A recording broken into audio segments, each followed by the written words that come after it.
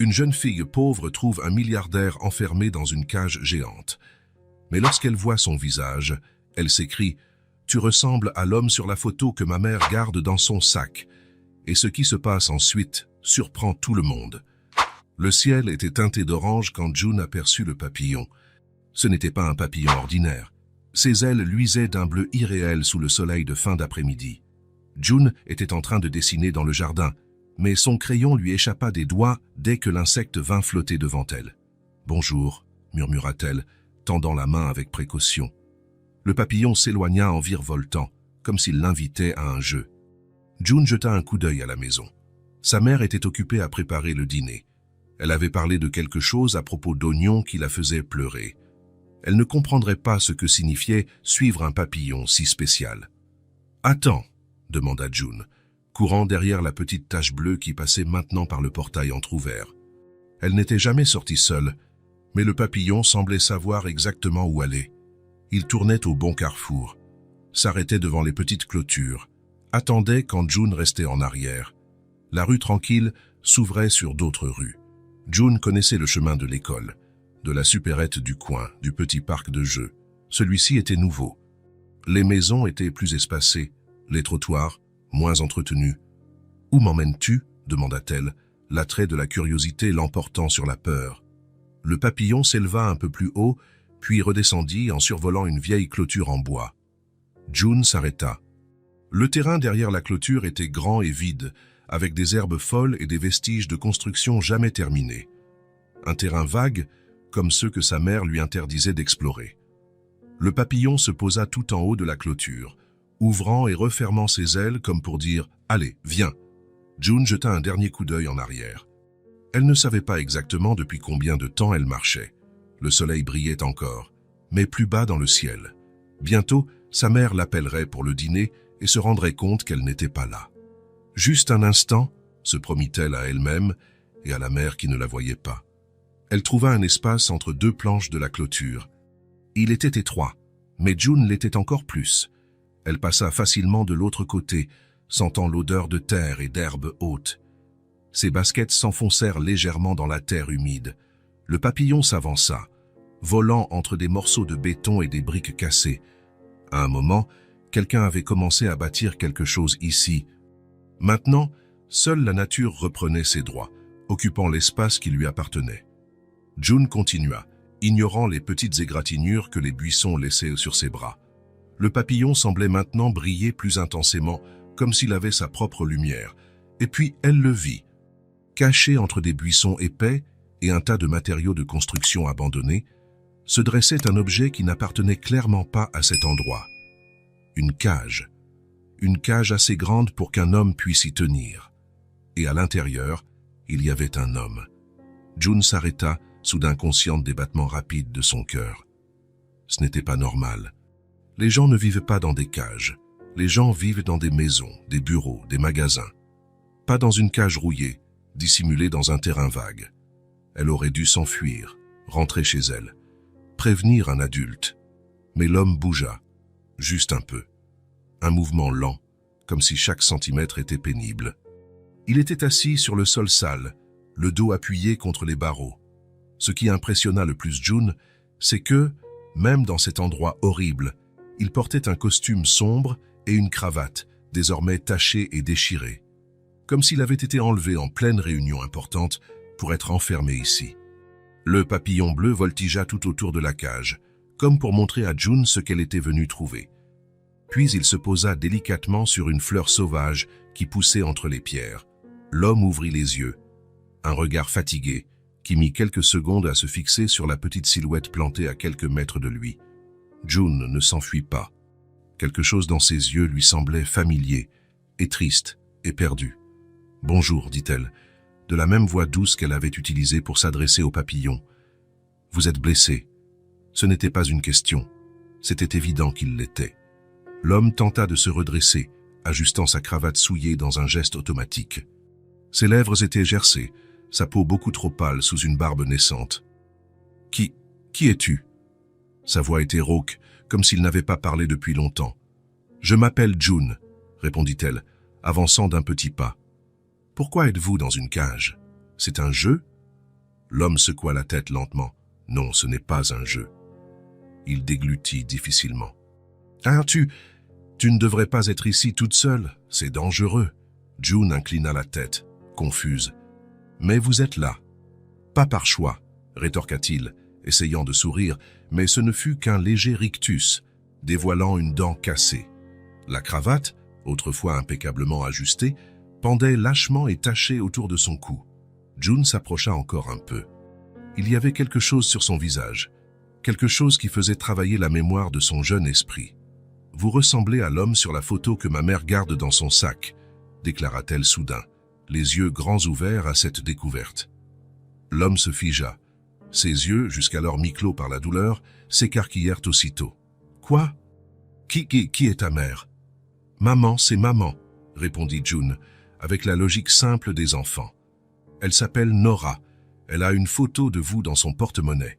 Vous souriez sur la photo. » L'homme agrippa les barreaux de la cage avec ses mains abîmées, les doigts le tremblants, le tissu fin de sa chemise se déchirant un peu plus sous ce mouvement brusque.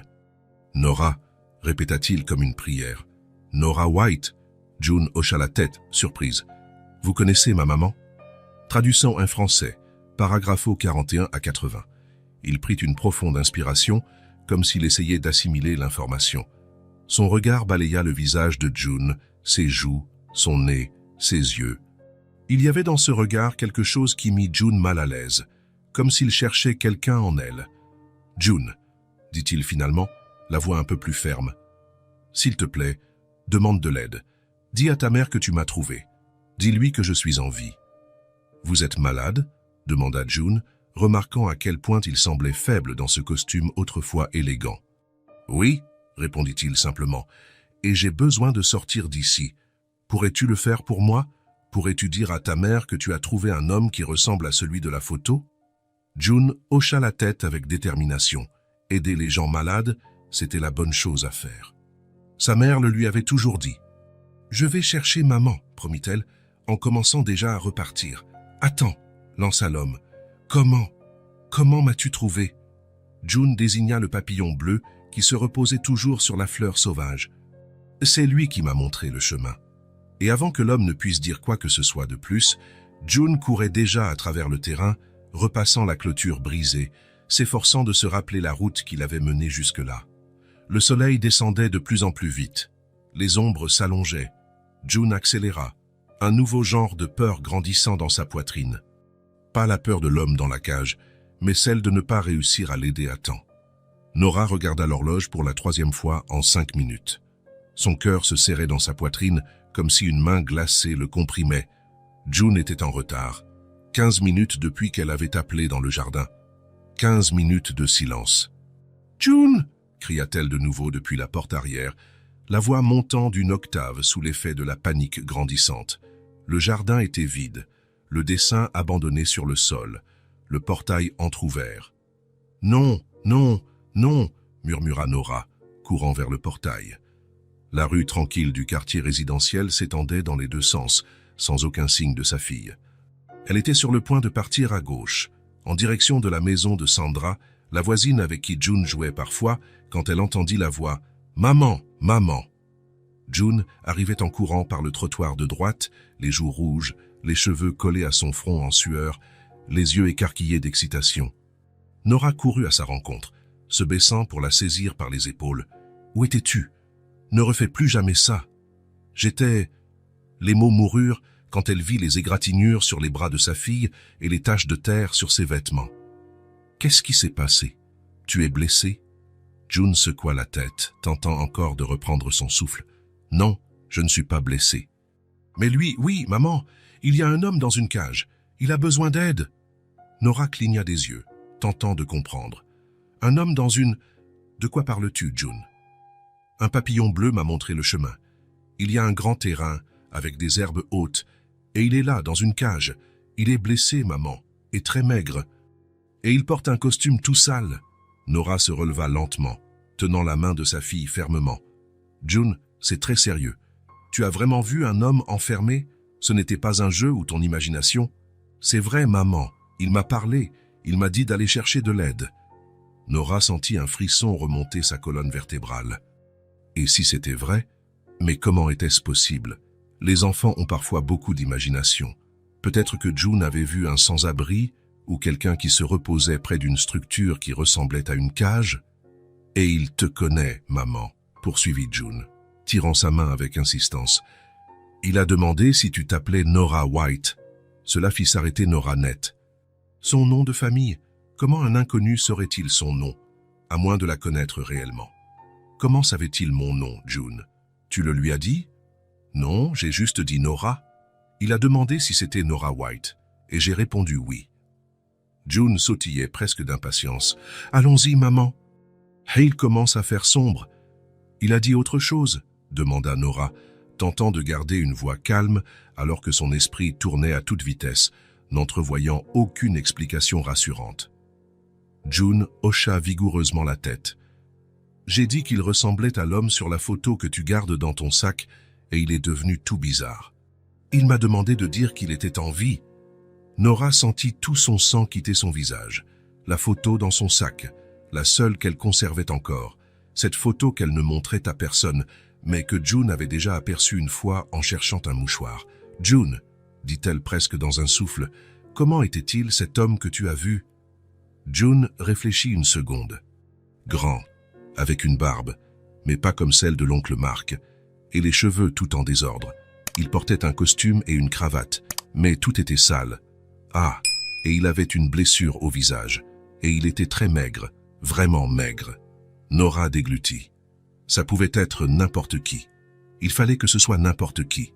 « Je vais appeler la police », déclara-t-elle enfin, emmenant June à l'intérieur. « Tu vas me montrer où c'est, mais nous irons avec de l'aide, compris ?»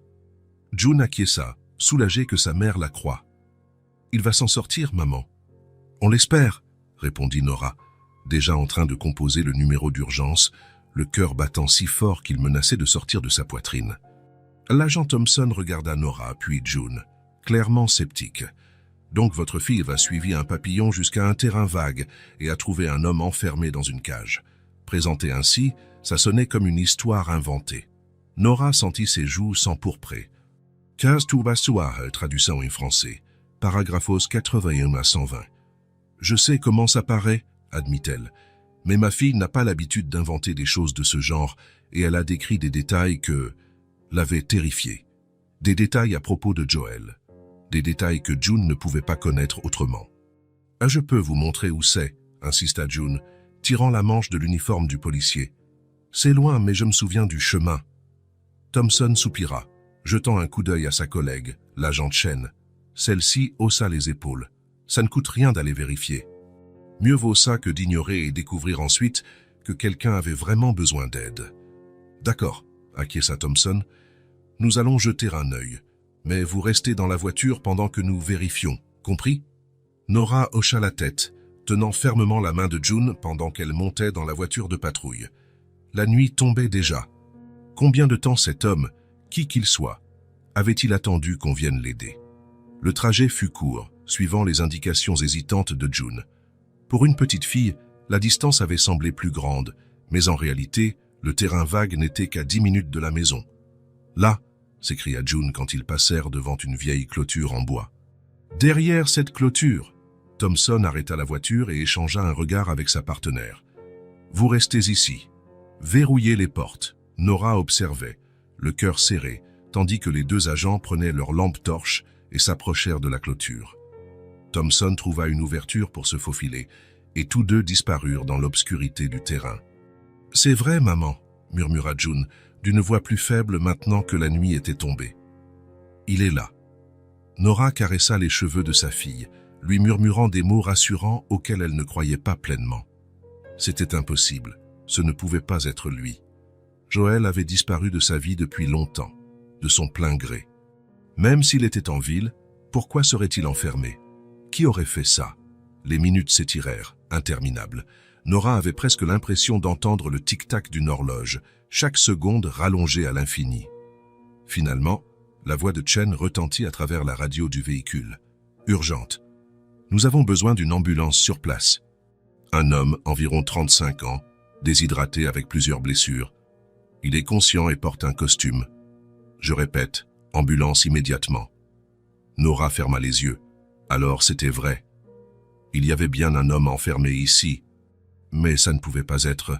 La radio crépita de nouveau. Centrale. La victime s'est présentée sous le nom de Joel Holloway, un entrepreneur porté disparu depuis 3 semaines. Confirmez l'identité. Le monde s'arrêta net. L'air se figea dans les poumons de Nora. Le nom résonna à ses oreilles comme un gong assourdissant. Joel Holloway, l'homme de la photo. L'homme que June avait vu. L'homme qui avait autrefois fait partie de la vie de Nora. L'homme dont elle avait caché les secrets au plus profond d'elle-même. Maman? La voix de June semblait venir de très loin. Tu pleures? Nora porta la main à son visage, surprise d'y trouver des larmes. Elle ne s'était pas rendue compte qu'elle pleurait. Ça a aussi d'autres de traduction en français, paragraphe 101 à 140. Tout va bien, mentit-elle, attirant June contre elle. Tu as fait ce qu'il fallait. Tu as sauvé quelqu'un aujourd'hui. Au loin, on entendait déjà les sirènes qui se rapprochaient. Les gyrophares rouges et bleus illuminaient la nuit. Des gens arrivaient. Des gens qui allaient de poser des questions. Des gens qui allaient de faire des liens. Joel était vivant. Et avec lui, tout le passé que Nora avait soigneusement enfoui était en train de remonter à la surface, poussé par des mains invisibles qui assemblaient des pièces d'un puzzle oublié. Le papillon bleu, sans que personne ne le remarque, se posa un instant sur le toit de la voiture de patrouille. Ses ailes brillèrent une dernière fois sous les feux clignotants, puis il s'envola, disparaissant dans la nuit qui recouvrait désormais la ville comme un manteau. L'hôpital central bouillonnait d'activité. Médecins et infirmiers allaient et venaient rapidement dans le couloir du 4e étage, où les cas les plus graves étaient traités. Devant la chambre 412, 2 policiers montèrent la garde, une précaution nécessaire quand la victime d'un crime pouvait encore être en danger. Joel Holloway était arrivé la nuit précédente, déshydraté avec 3 côtes cassées, un poignet fracturé et de nombreux hématomes. Le costume hors de prix qu'il portait lors de sa découverte avait été découpé par les ambulanciers et remplacé par une chemise d'hôpital. La cravate, conservée dans un sac plastique avec ses effets personnels, était le seul vestige de l'image de l'entrepreneur à succès qu'il était 3 semaines plus tôt. Les médecins parlaient de miracle. Dans l'état où il avait été retrouvé, Joel aurait dû mourir plusieurs jours avant. Sa résistance avait surpris même les professionnels les plus expérimentés. « Il a une raison de vivre », commenta la docteure Rivera après avoir stabilisé ses signes vitaux. « Parfois, ça fait toute la différence. » Dans la chambre, Joel dormait sous sédation. Son visage, désormais nettoyé, révélait des traits qui, autrefois, avaient fait perdre le sommeil à Nora. Plus maigre, la peau marquée par de récentes cicatrices, mais toujours reconnaissable comme l'homme qui souriait sur la photo dans son portefeuille. Le détective Brennan attendait le bon moment pour poser les questions nécessaires. Qui avait bien pu vouloir faire du mal à un entrepreneur respecté? Pourquoi le garder en vie, enfermé comme un animal? Quel secret cachait cet homme? Et peut-être la question la plus intrigante. Comment une enfant suivant un papillon avait-elle été la seule à le retrouver, alors que des dizaines de policiers le cherchaient depuis des semaines? L'hôpital ne réussit pas à garder le secret bien longtemps. Avant même l'aube, des journalistes commençaient à se masser sur le parking. Les spéculations montaient d'heure en heure. Des sources confirment que Joel Holloway, PDG de Holloway Enterprises, disparu depuis 3 semaines, a été retrouvé vivant, sauvé de conditions inhumaines, enfermé dans une cage de fortune, libéré grâce à une fillette qu'il a découvert par hasard. La police recherche des pistes sur les responsables de l'enlèvement. La nouvelle se répandit comme une traînée de poudre. Le jour se levait à peine, et il était déjà impossible d'allumer la télévision sans voir le visage de Joel sur toutes les chaînes. Dans une petite maison de banlieue, à 10 minutes du terrain vague, Nora regardait tout cela, les mains tremblantes. « Ça, c'est maman. C'est l'homme de la cage. » June pointa le téléviseur tout en mangeant ses céréales du matin. À l'écran, une photo de Joel, à une époque plus faste, souriant, confiant, portant un costume impeccable, lors d'un événement d'entreprise. Nora acquiesça d'un signe de tête, incapable de formuler une phrase. Elle n'avait pas fermé l'œil de la nuit, en proie à un tourbillon de souvenirs et de doutes, essayant d'imaginer la suite. June, avec son innocence, voyait tout cela comme une grande aventure. Pour Nora, C'était le passé qui revenait la hanter. « Il va s'en sortir ?» demanda June en léchant sa cuillère. « Je pense que oui, chérie. » Nora réussit enfin à parler. « Shelley, médecin, s'occupe de lui. On peut aller le voir? Je veux lui montrer mon nouveau dessin. » Nora sentit son estomac se nouer. « Pas maintenant, June. Il a besoin de repos. » En vérité, ce dont Nora avait besoin, c'était de temps. Du temps pour assimiler, du temps pour décider de la marche à suivre, du temps qu'elle doutait fort de pouvoir obtenir. Ou traduction en français. Paragraphe 141 à 180. Le téléphone ne cessa de sonner durant toute la matinée. Amis, voisins, collègues, tous voulaient savoir si c'était vrai que la fille de Nora avait trouvé l'entrepreneur disparu. Nora resta vague dans ses réponses, protégeant June de cette attention soudaine. Lorsque le téléphone sonna pour la 10e fois, elle laissa simplement le répondeur prendre le relais. « Madame White, ici le détective Brennan, de la police. Nous devons vous parler du sauvetage de Joel Holloway. Merci de rappeler dès que possible. » Nora s'assit sur le canapé, fixant l'appareil comme s'il s'agissait d'une bombe sur le point d'exploser. Ce n'était qu'une question de temps avant que les questions ne commencent. Des questions auxquelles elle n'était pas sûre de vouloir répondre. À la télévision, un autre bulletin spécial débuta. La présentatrice, le visage grave, rapportait les derniers développements. Joel Holloway reste dans un état stable, mais des sources à l'hôpital indiquent qu'il est déjà conscient et coopère avec les autorités. La police poursuit l'enquête sur l'enlèvement, considéré comme l'un des cas les plus étranges de ces dernières années. Holloway, 35 ans, est connu pour son ascension fulgurante dans le monde des affaires. Nora augmenta le volume, chaque mot concernant Joel la frappant comme une pierre. L'entrepreneur avait récemment conclu un accord de plusieurs millions avec Vertex Corporation avant de disparaître sans laisser de traces. On suppose que l'enlèvement est lié à cette transaction, bien que la police n'ait pas confirmé. Les images à l'écran montrèrent alors le siège de Holloway Enterprises, un bâtiment imposant dans le quartier financier de la ville. Nora connaissait cet immeuble. Elle s'y était rendue une fois au début de sa relation avec Joel. À l'époque, il n'occupait qu'un petit bureau, mais il parlait déjà de l'avenir comme s'il pouvait le toucher. « Je vais construire quelque chose qui dure », avait-il dit, les yeux brillants d'ambition. Quelque chose qui fera la différence. Et visiblement, il y était parvenu, sans elle, sans savoir pour June. Le reportage continua, passant à présent à la maison de la famille Holloway, où Viviane, la mère de Joel, avait fait une brève déclaration dans la matinée. « Mon fils est un battant. Il l'a toujours été. Nous sommes reconnaissants qu'il ait été retrouvé et confiants dans son rétablissement. La famille demande le respect de sa vie privée dans ce moment difficile. » Traduction en français. Paragraphe 181 à 220. Nora sentit une montée d'amertume lui serrer la gorge. Viviane Holloway, la femme qui, des années plus tôt, avait laissé entendre très clairement que Nora n'était pas assez bien pour son fils. Celle qui avait intercepté des lettres, bloqué des appels, dressé des murs entre Nora et Joel quand il était parti pour développer ses affaires. « Maman ?»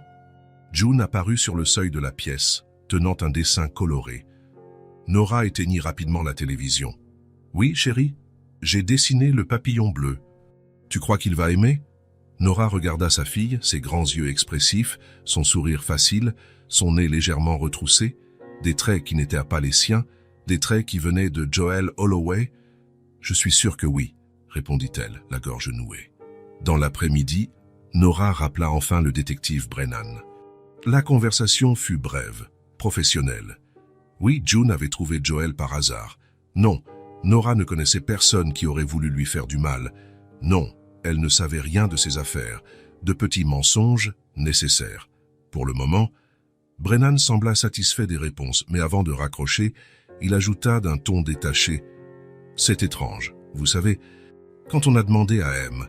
Holloway s'il vous connaissait, vous ou votre fille, il s'est beaucoup agité. Il a insisté pour vous remercier en personne. » Nora ferma les yeux, essayant de garder le contrôle de sa respiration. C'est sans doute parce que June l'a sauvé. Sans doute, concéda Brennan, mais son ton suggérait qu'il en soupçonnait davantage. Eh bien, dès qu'il sera rétabli, je suis sûr que vous aurez l'occasion de vous voir. Après avoir raccroché, Nora resta assise, le téléphone toujours en main. Ce n'était plus qu'une question de temps désormais. Joël était conscient. Joël voulait la voir. Joël poserait des questions. Combien de temps? Se demanda-t-elle tout haut. Oh, combien de temps avant qu'il regarde June et se voie en elle? Elle se leva et se dirigea vers le petit bureau où elle rangeait ses documents importants. Au fond du dernier tiroir, caché sous des dossiers de factures, se trouvait une boîte en bois sombre. À l'intérieur, tous les souvenirs qu'elle avait tenté d'enterrer, des lettres jamais envoyées, des photos d'un été parfait, un test de grossesse positif conservé dans une enveloppe, et ce document qu'elle n'avait jamais montré à qui que ce soit, l'acte de naissance de June. L'espace réservé au nom du père était vide. Un choix que Nora avait fait en réalisant que Joël ne reviendrait jamais. Mais à présent, il était de retour. Guidé par un papillon bleu jusqu'à une vie dont il ignorait l'existence. Nora referma la boîte brusquement, comme si elle voulait maintenir enfermé le passé. Mais c'était trop tard. Le temps enfoui s'agitait déjà sous le couvercle, prêt à déverser des vérités longtemps cachées. Dehors, le soleil de l'après-midi illuminait le jardin où June jouait, inconsciente de la tempête qui approchait. Sur la télévision en sourdine, le visage de Joël Holloway continuait d'apparaître, partagé avec des images de l'hôpital où il luttait pour récupérer non seulement sa santé, mais aussi les morceaux perdus de son histoire. Joël était vivant, l'homme qu'elle avait aimé, le père de sa fille, et avec son retour, les secrets de Nora ne tiendraient plus très longtemps. La nuit tomba, apportant enfin le silence dans la maison de Nora. June dormait paisiblement, serrant contre elle le nouveau dessin du papillon bleu qu'elle avait fait plus tôt. Après une journée de coups de fil et de nouvelles, le calme semblait presque irréel. Nora s'assit sur le perron arrière, une tasse de thé entre les mains. Le liquide avait refroidi depuis longtemps, oublié tandis que son esprit vagabondait dans le passé. 7 ans depuis qu'elle avait vu Joël pour la dernière fois. Et maintenant, il était de retour, ramené par une série de hasards qui semblaient orchestrés par le destin, ou par un papillon bleu. Elle ferma les yeux, se laissant emporter dans le passé.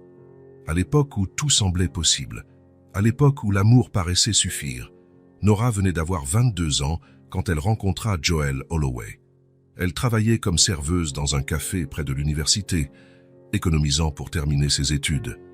Joël venait tous les jours, s'asseyait à la même place et commandait le même café noir. Contrairement aux autres clients en costume, il discutait toujours avec elle. Jamais de banalité sur la météo. Il lui demandait ses rêves, ses projets, les livres qu'elle lisait pendant ses pauses. « Tu es différente », lui avait-il dit un jour en payant l'addition. « Il y a de la lumière dans tes yeux ». Nora avait ri, pensant qu'il s'agissait d'une simple flatterie. Mais Joël n'avait pas souri. Son regard était resté sérieux, d'une intensité qui lui coupa le souffle un bref instant. « Je suis sincère. La plupart des gens que je connais ont un regard vide. Ils traversent la vie sans vraiment la vivre. Toi, non. » Le lendemain, il laissa sa carte avec son numéro de téléphone. Une semaine plus tard, ils eurent leur premier rendez-vous. Un mois après, Nora savait déjà qu'elle était follement amoureuse. Joël, à 26 ans, affichait déjà l'ambition qui ferait de lui un chef d'entreprise. Il travaillait dans une petite société de conseil, mais avait de plus grands projets. Le soir, il développait ses propres idées, parlait de marché, d'opportunités, de changer le monde. Nora croyait en chaque mot. « Tu vas y arriver », disait-elle quand il doutait. « Tu as quelque chose de spécial. » Pendant 1 an, ils vécurent un amour intense, de ceux qui consument tout autour. Ils partageaient un petit appartement, de grands rêves, et la certitude qu'ils étaient destinés à rester ensemble. Joël parlait de l'avenir comme s'il l'avait déjà planifié, l'essor de sa future entreprise, la maison qu'ils auraient, leurs enfants. Puis l'opportunité s'était présentée. « C'est dans le sud », expliqua Joël, les yeux brillants d'excitation. « Un investisseur sérieux, Nora, quelqu'un qui croit en mon projet. » Nora sentit un pincement au cœur. « Pour combien de temps ? Quelques mois, peut-être 1 an, le temps de lancer la société. »« 1 an, répéta Nora, la réalité de la séparation commençant à la heurter. « Mamusissino » traduction en français, paragrapho 221 à 260. Joël lui tint le visage entre ses mains. « Je reviendrai vers toi, c'est une promesse. Dès que tout sera lancé, je reviens et on construit notre vie ensemble. » Ou alors tu pourras me rejoindre, quand ce sera plus stable. Je dois finir mes études, lui rappela-t-elle. Il lui restait 2 semestres avant le diplôme. Alors je reviendrai, insista-t-il. Attends-moi. Et Nora l'attendit. À l'aéroport, tandis qu'elle le voyait monter dans l'avion, il promit d'appeler dès son arrivée. Il tint parole. Les premières semaines, ils s'appelèrent quotidiennement, échangèrent des emails, des messages. Joël racontait ses réunions, ses contacts, tout ce qui se passait plus vite que prévu. « Ma mère est ici », dit-il 1 mois plus tard. « Elle est venue m'aider à régler quelques détails. » Nora eut un frisson. Elle n'avait rencontré Vivian Holloway qu'une seule fois, lors d'un dîner désastreux. La femme avait fait comprendre, sans le dire clairement, qu'elle jugeait Nora indigne de son fils. Une serveuse, avait-elle dit, la toisant par-dessus son verre de vin. Quel choix, pittoresque. Joël s'était disputé avec sa mère ce soir-là, défendant Nora, déclarant qu'il l'aimait et qu'il se moquait de ses origines. Mais le mal était fait. Nora n'oublia jamais le regard de Viviane, calculateur, déterminé, comme si elle élaborait déjà un plan. 2 mois après le départ de Joël, les coups de fil se firent plus rares, plus brefs. « Je suis très occupé avec la société », expliquait-il. « Des réunions toute la journée. » 3 mois plus tard, un autre appel, différent. Joël semblait épuisé, lointain. « Je vais être injoignable pendant quelques semaines. Un voyage d'affaires à l'étranger. »« Où ça ?» demanda Nora. « En Asie. Tout s'est organisé très vite. Je te laisse le numéro de ma mère. Si tu as besoin de quoi que ce soit, parle-lui. Elle me transmettra. » Ce fut la dernière fois que Nora entendit la voix de Joël. Les semaines devinrent des mois. Elle appelait tous les numéros qu'elle avait, toujours la messagerie. Elle envoya des emails qui restèrent sans réponse. Désespérée, elle finit par appeler Viviane. « Joël est très occupé », répondit la femme, d'un ton glacial. « Il a bien reçu tes messages, bien sûr, mais comprends, ma chère, il construit son avenir. Il ne peut pas se laisser distraire. Je peux lui parler ? Juste 5 minutes ? Il est au Japon en ce moment. Décalage horaire compliqué. » Nora écrivit des lettres longues, détaillant ses journées, ses sentiments, ses projets pour quand il reviendrait. Elle les envoya à l'adresse que Viviane avait fini par lui donner à contre-cœur. « Je veillerai à ce qu'il les reçoive », avait promis la mère. Mais aucune réponse ne vint. Puis arriva le test de grossesse positif. Une vie grandissait en elle. Une vie créée dans ces dernières nuits passées ensemble, avant le départ de Joël. Nora appela tous les numéros qu'elle possédait, envoya des messages urgents. « Nous devons parler. »« C'est important. » Finalement, Viviane répondit une fois de plus. « Il est passé à autre chose, » déclara-t-elle, sans détour. « Il a jugé préférable de ne plus rester en contact. Tu es jeune, Nora. Tu devrais en faire autant. Mais j'ai besoin de lui parler. Je suis enceinte. » La voix de Viviane se fit encore plus froide. « Et comment être sûr que c'est de lui ?» L'accusation frappa Nora comme une gifle. Elle raccrocha, incapable de poursuivre la conversation. Les jours suivants, elle tenta encore, mais le numéro de Viviane était désormais bloqué. Les emails revenaient en erreur. Les lettres étaient renvoyées à l'expéditeur. Joël avait disparu de sa vie comme s'il n'avait jamais existé. Sauf que l'enfant dans son ventre, lui, existait bel et bien. Nora ouvrit les yeux, revenant au présent. Sa tasse de thé refroidie entre les mains, la lune éclairant son petit jardin. Des larmes qu'elle ne savait pas avoir versées avaient séché sur ses joues. Pendant 7 ans, elle avait attendu. Pas activement, pas tous les jours. Mais une part d'elle ne cessa jamais vraiment d'attendre. La même part qui conservait cette photo dans son sac. Elle se leva et marcha silencieusement jusqu'à la chambre de June.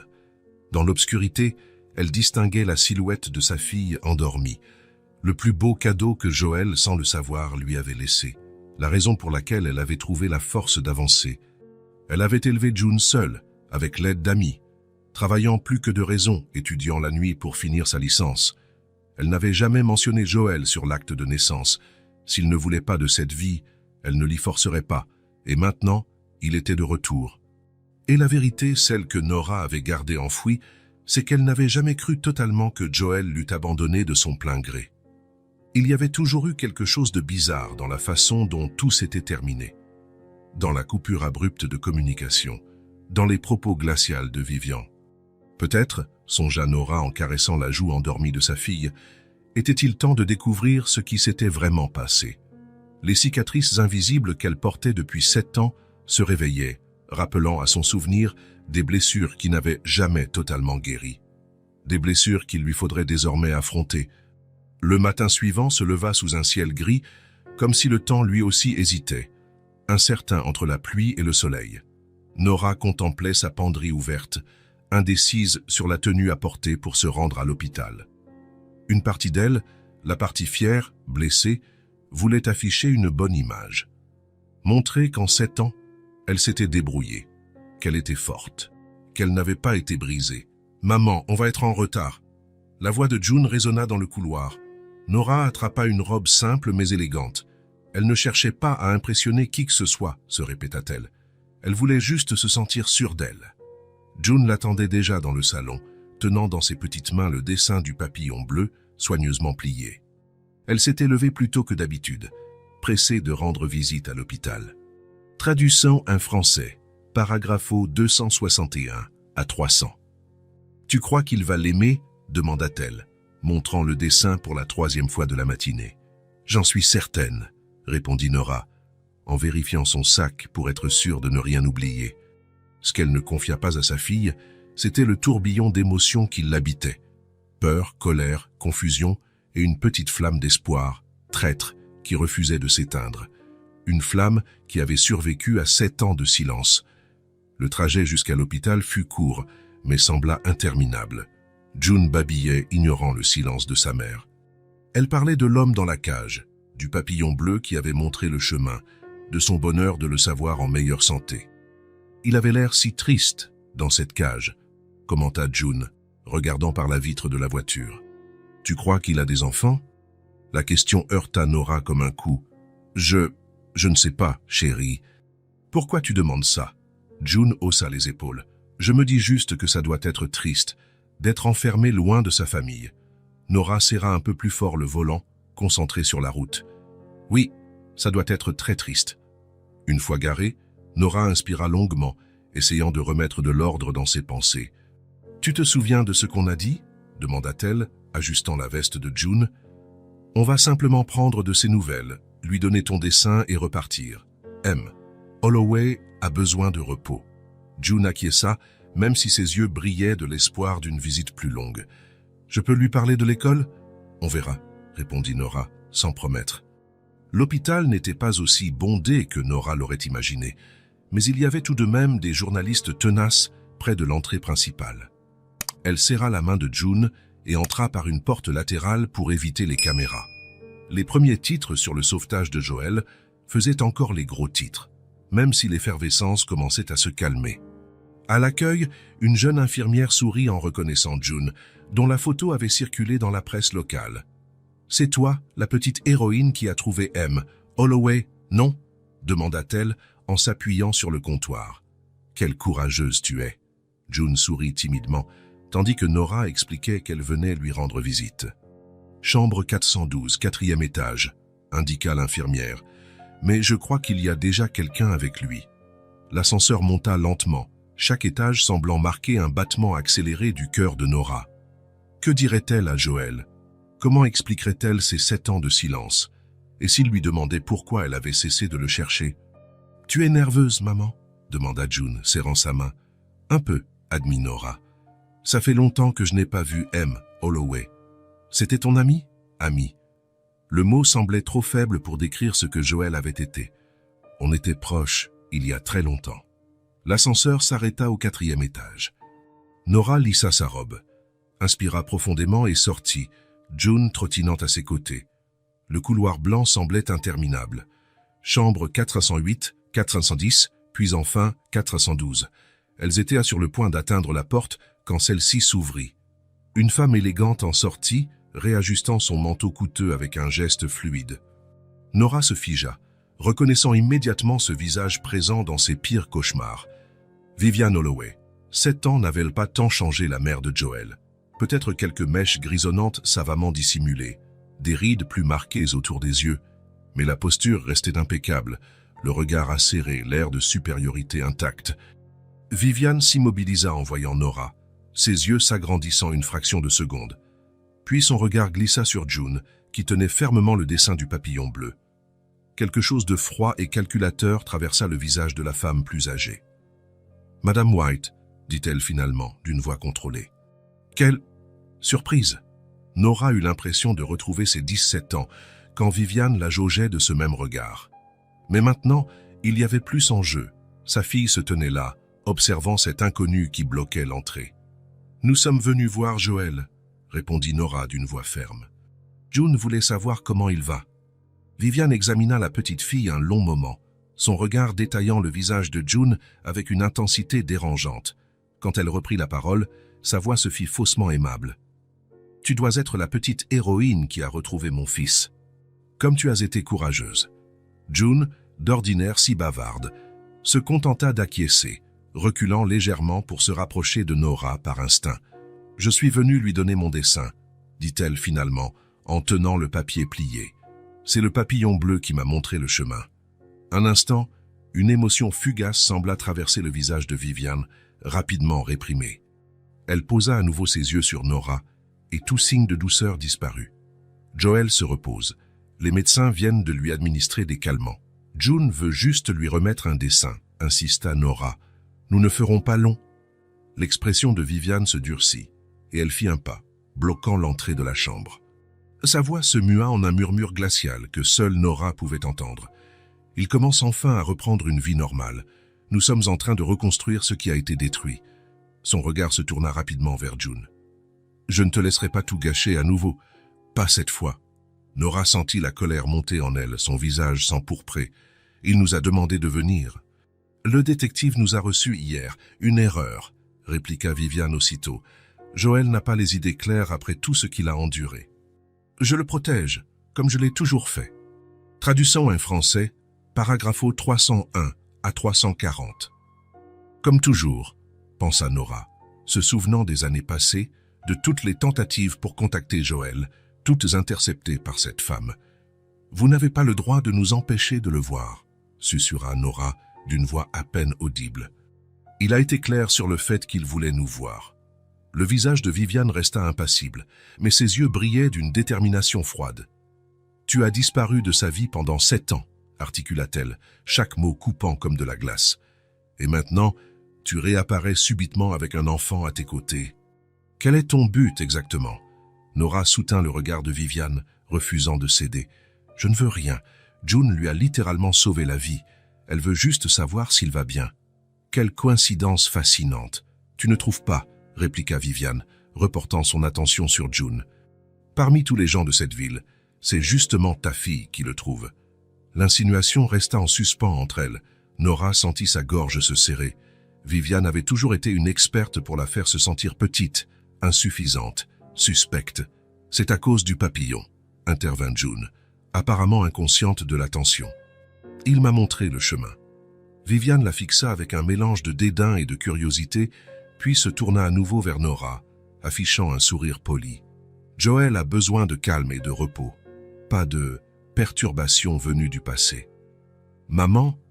June tira sur la manche de la robe de Nora. « On peut lui donner le dessin maintenant ?» Avant que Nora ne puisse répondre, Viviane se tourna vers June avec un sourire forcé. « Et si tu me donnais ton dessin, ma chérie, je lui remettrai dès qu'il se réveillera. » June regarda Nora, mal à l'aise, le dessin serré contre sa poitrine comme pour le protéger. « Ce sera mieux de revenir un autre jour, June, » dit Nora finalement, posant une main protectrice sur l'épaule de sa fille. « M. Holloway doit se reposer. » Viviane afficha un sourire triomphant, avant de se retourner vers Nora avec une expression feignant la cordialité. « Merci d'avoir aidé mon fils. Mais vous pouvez y aller maintenant. » Le même mépris voilé que dans le passé. La même façon de la mettre à la porte sous couvert de courtoisie. Le même ton qu'elle avait autrefois au téléphone, lorsqu'elle disait que Joël était trop occupé pour parler. Nora déglutit. Elle resta silencieuse. Une partie d'elle, la partie jeune et vulnérable, avait envie de fuir, loin de ce couloir, de cet hôpital, de ses souvenirs. Mais l'autre partie, celle qui avait traversé 7 années en affrontant toutes les difficultés, refusait de se faire écarter aussi facilement. « Viens, June », finit-elle par dire d'une voix basse mais ferme. « Nous reviendrons quand M. Holloway se sentira mieux. Viviane haussa un sourcil, prenant ces mots pour un abandon. Il est inutile de le déranger à nouveau. La famille vous remercie de votre sollicitude. Il a demandé à nous voir, insista Nora en la défiant du regard. Et nous reviendrons. Quelque chose dans son ton fit tressaillir légèrement Viviane, comme un éclair de doute ou même de peur. Nora attrapa la main de June et se détourna vers l'ascenseur. Elle sentait le regard de Viviane Holloway lui transpercer le dos, tandis qu'elle s'éloignait dans le couloir. « Maman, pourquoi cette dame ne nous aime pas ?» demanda June quand elles furent à bonne distance. Nora soupira, cherchant des mots simples pour expliquer quelque chose de si complexe. Certaines personnes protègent ceux qu'elles aiment d'une manière un peu excessive. Mais on voulait juste donner un dessin, insista June, la logique enfantine incapable de comprendre les complications des adultes. « Je sais, chérie. » Nora serra la main de sa fille. « On réessaiera un autre jour. » En attendant l'ascenseur, Nora jeta un dernier coup d'œil en arrière. Viviane était toujours là, comme une sentinelle devant la chambre 412. Elle veillait sur Joël, comme elle l'avait toujours fait, empêchant Nora de l'approcher, comme elle l'avait toujours fait aussi. Mais quelque chose avait changé, réalisa Nora, tandis que les portes de l'ascenseur s'ouvraient. Quelque chose de fondamental. Dans le regard de Viviane, au-delà de sa froideur habituelle, brillait maintenant une inquiétude, peut-être même de la peur. Car cette fois, Nora n'était plus seule. Elle avait June à ses côtés, la petite fille qui avait sauvé le fils chéri des Holloway quand tous leurs moyens et leurs relations avaient échoué, l'enfant qui avait suivi un papillon bleu et tout bouleversé. Dans la voiture, June demanda si elle pouvait revenir le lendemain. Nora la regarda, la détermination dans ses yeux, le courage dont elle avait fait preuve en traversant ce terrain vague effrayant pour aider un inconnu. « On va réessayer », répondit Nora, un sentiment nouveau s'éveillant en elle.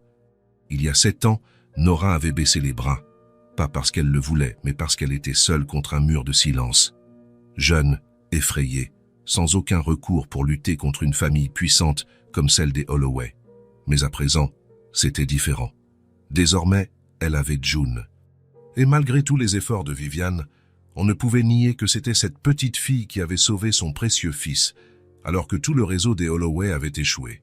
« Maman », fit June, tandis qu'elle quittait le parking, « je pense qu'il aimerait beaucoup mon dessin. »« Moi aussi, chérie », répondit Nora, en sentant grandir en elle une nouvelle résolution. « Et on fera en sorte qu'il le reçoive. » Parce que Viviane Holloway avait gagné une bataille ce jour-là, mais la guerre ne faisait que commencer. Et cette fois, Nora ne se battait pas seulement pour elle-même ou pour un amour passé. Elle se battait pour quelque chose de bien plus grand. Elle se battait pour la vérité. La chambre d'hôpital paraissait rétrécir de jour en jour. Joël Holloway, assis sur le rebord du lit, regardait par la fenêtre le monde extérieur, ce monde qu'il avait presque perdu.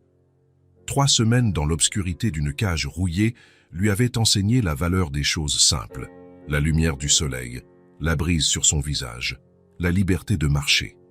Et les visages. Tout particulièrement 2 visages qu'il n'arrivait pas à sortir de sa tête. « Monsieur Holloway, vos médicaments. » L'infirmière entra avec un verre d'eau et des comprimés. C'était la 5e semaine de convalescence et les médecins parlaient d'une sortie prochaine, dans quelques jours. « Ecopomsir, traduction en français, paragraphos 341 à 301. » Joël avala les comprimés machinalement, le regard toujours perdu derrière la vitre. « Merci, Claire. » Quand elle repartit, Joël saisit son téléphone neuf, l'ancien ayant disparu avec lui lors de l'enlèvement. Il fit défiler ses contacts récents jusqu'à arriver à l'un d'eux, Marcus Daniels, détective privé. Le message qu'il envoya fut bref. « Des nouvelles ?» La réponse arriva quelques minutes plus tard. « Adresse confirmée. Je t'envoie les détails sous peu. » Joël ferma les yeux, partagé entre le soulagement et l'appréhension. Depuis que Nora et June avaient tenté de lui rendre visite, une visite que sa mère avait bloquée, comme il l'avait ensuite appris par une infirmière indiscrète, il savait qu'il devait les revoir. La porte s'ouvrit et sa mère entra, élégante comme toujours, tenant une chemise de documents. « Les médecins disent que tu pourras sortir dans 2 jours, » annonça Viviane en posant la chemise sur la table. « J'ai déjà tout préparé pour ton retour. La maison est prête, la sécurité renforcée, et j'ai pris rendez-vous avec les meilleurs spécialistes pour le suivi de tes soins. » Joël acquiesça sans enthousiasme. Depuis la tentative avortée de visite de Nora, un malaise s'était installé entre lui et sa mère, un silence lourd et des questions restées sans réponse. « Tu as empêché Nora et sa fille de me voir », dit-il finalement, sans la regarder. Viviane s'arrêta au milieu d'un geste visant à ordonner ses papiers.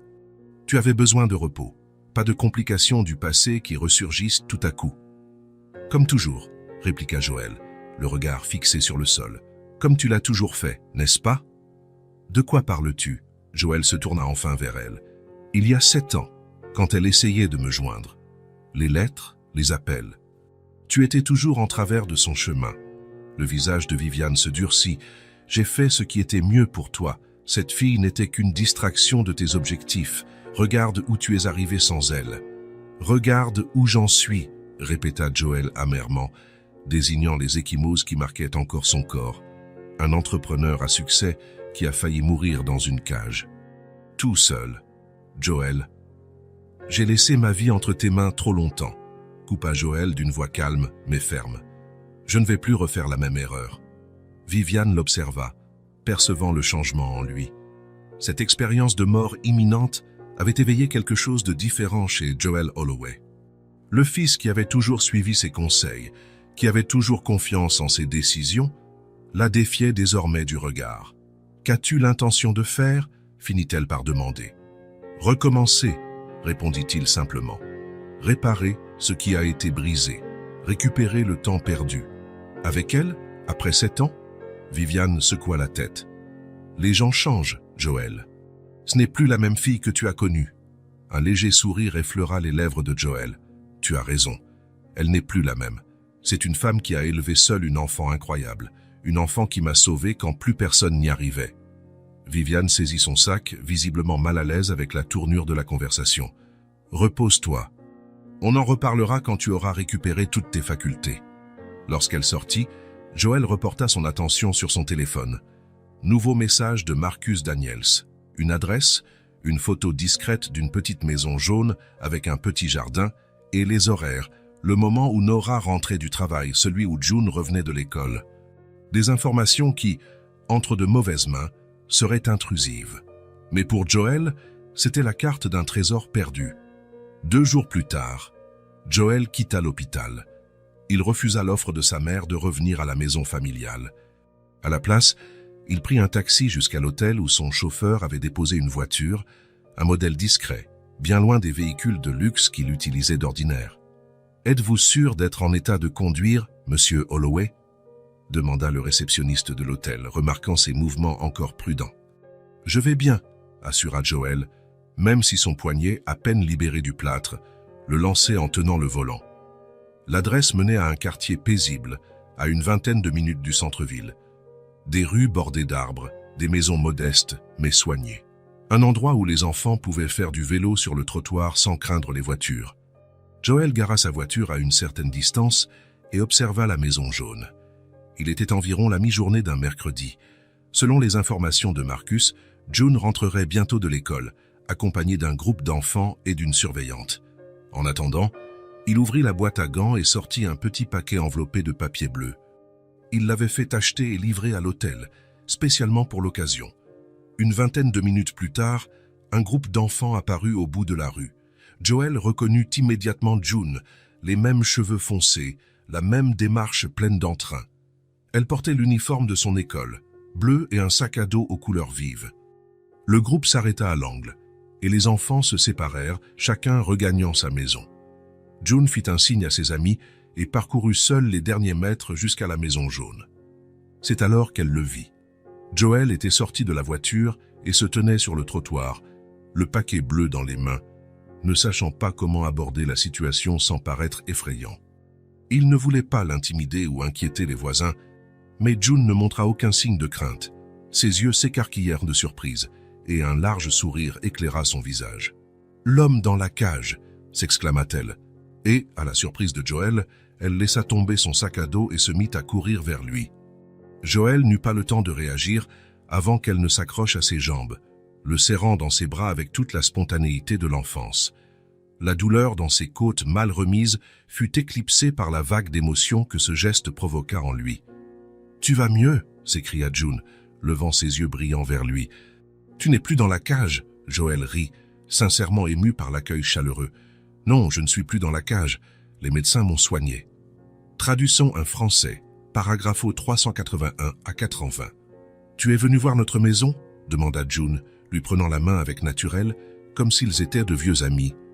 Oh, je suis venu te voir, toi et ta maman, répondit-il honnêtement. Elle est à la maison? June secoua la tête. Elle arrive plus tard, mais Madame Peterson est là. Elle désigna la maison voisine. Elle s'occupe de moi après l'école, jusqu'à ce que maman rentre.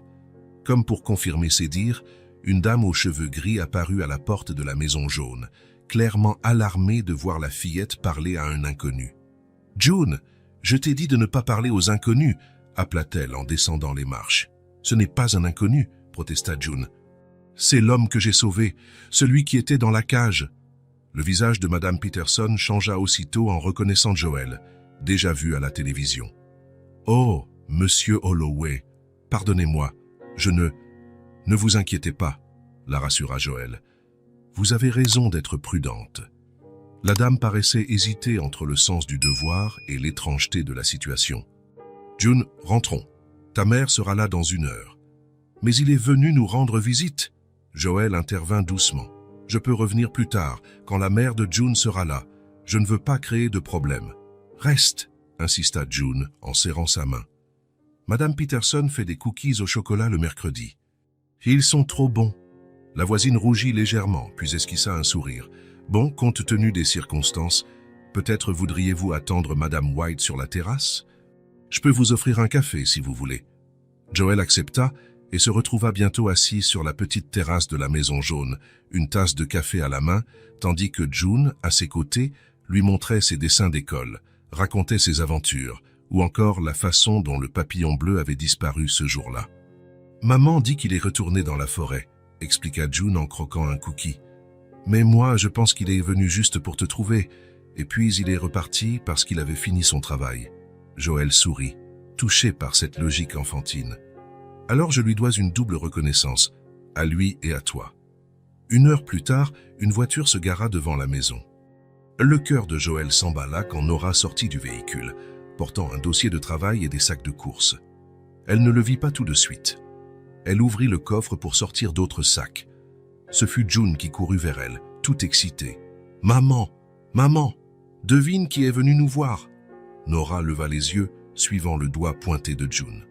La surprise sur son visage était évidente. Les sacs glissèrent de ses mains, s'écrasant sur le trottoir.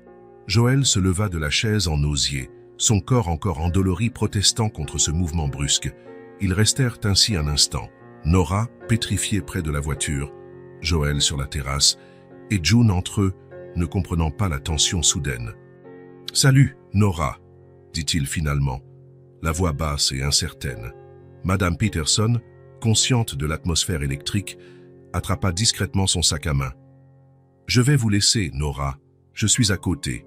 Vous savez où me trouver. » Elle lança un regard curieux en s'éloignant. Joël descendit les marches de la terrasse et s'approcha, prudemment. « Laisse-moi t'aider », proposa-t-il en se penchant pour ramasser les sacs tombés, ignorant la douleur dans ses côtes. Cela sembla sortir Nora de sa stupeur. « Non, tu ne devrais pas. Tu es encore blessé. » Leurs doigts se frôlèrent en voulant saisir le même sac. Un contact bref mais chargé de 7 ans d'absence. « Comment nous as-tu retrouvés ?» demanda Nora finalement.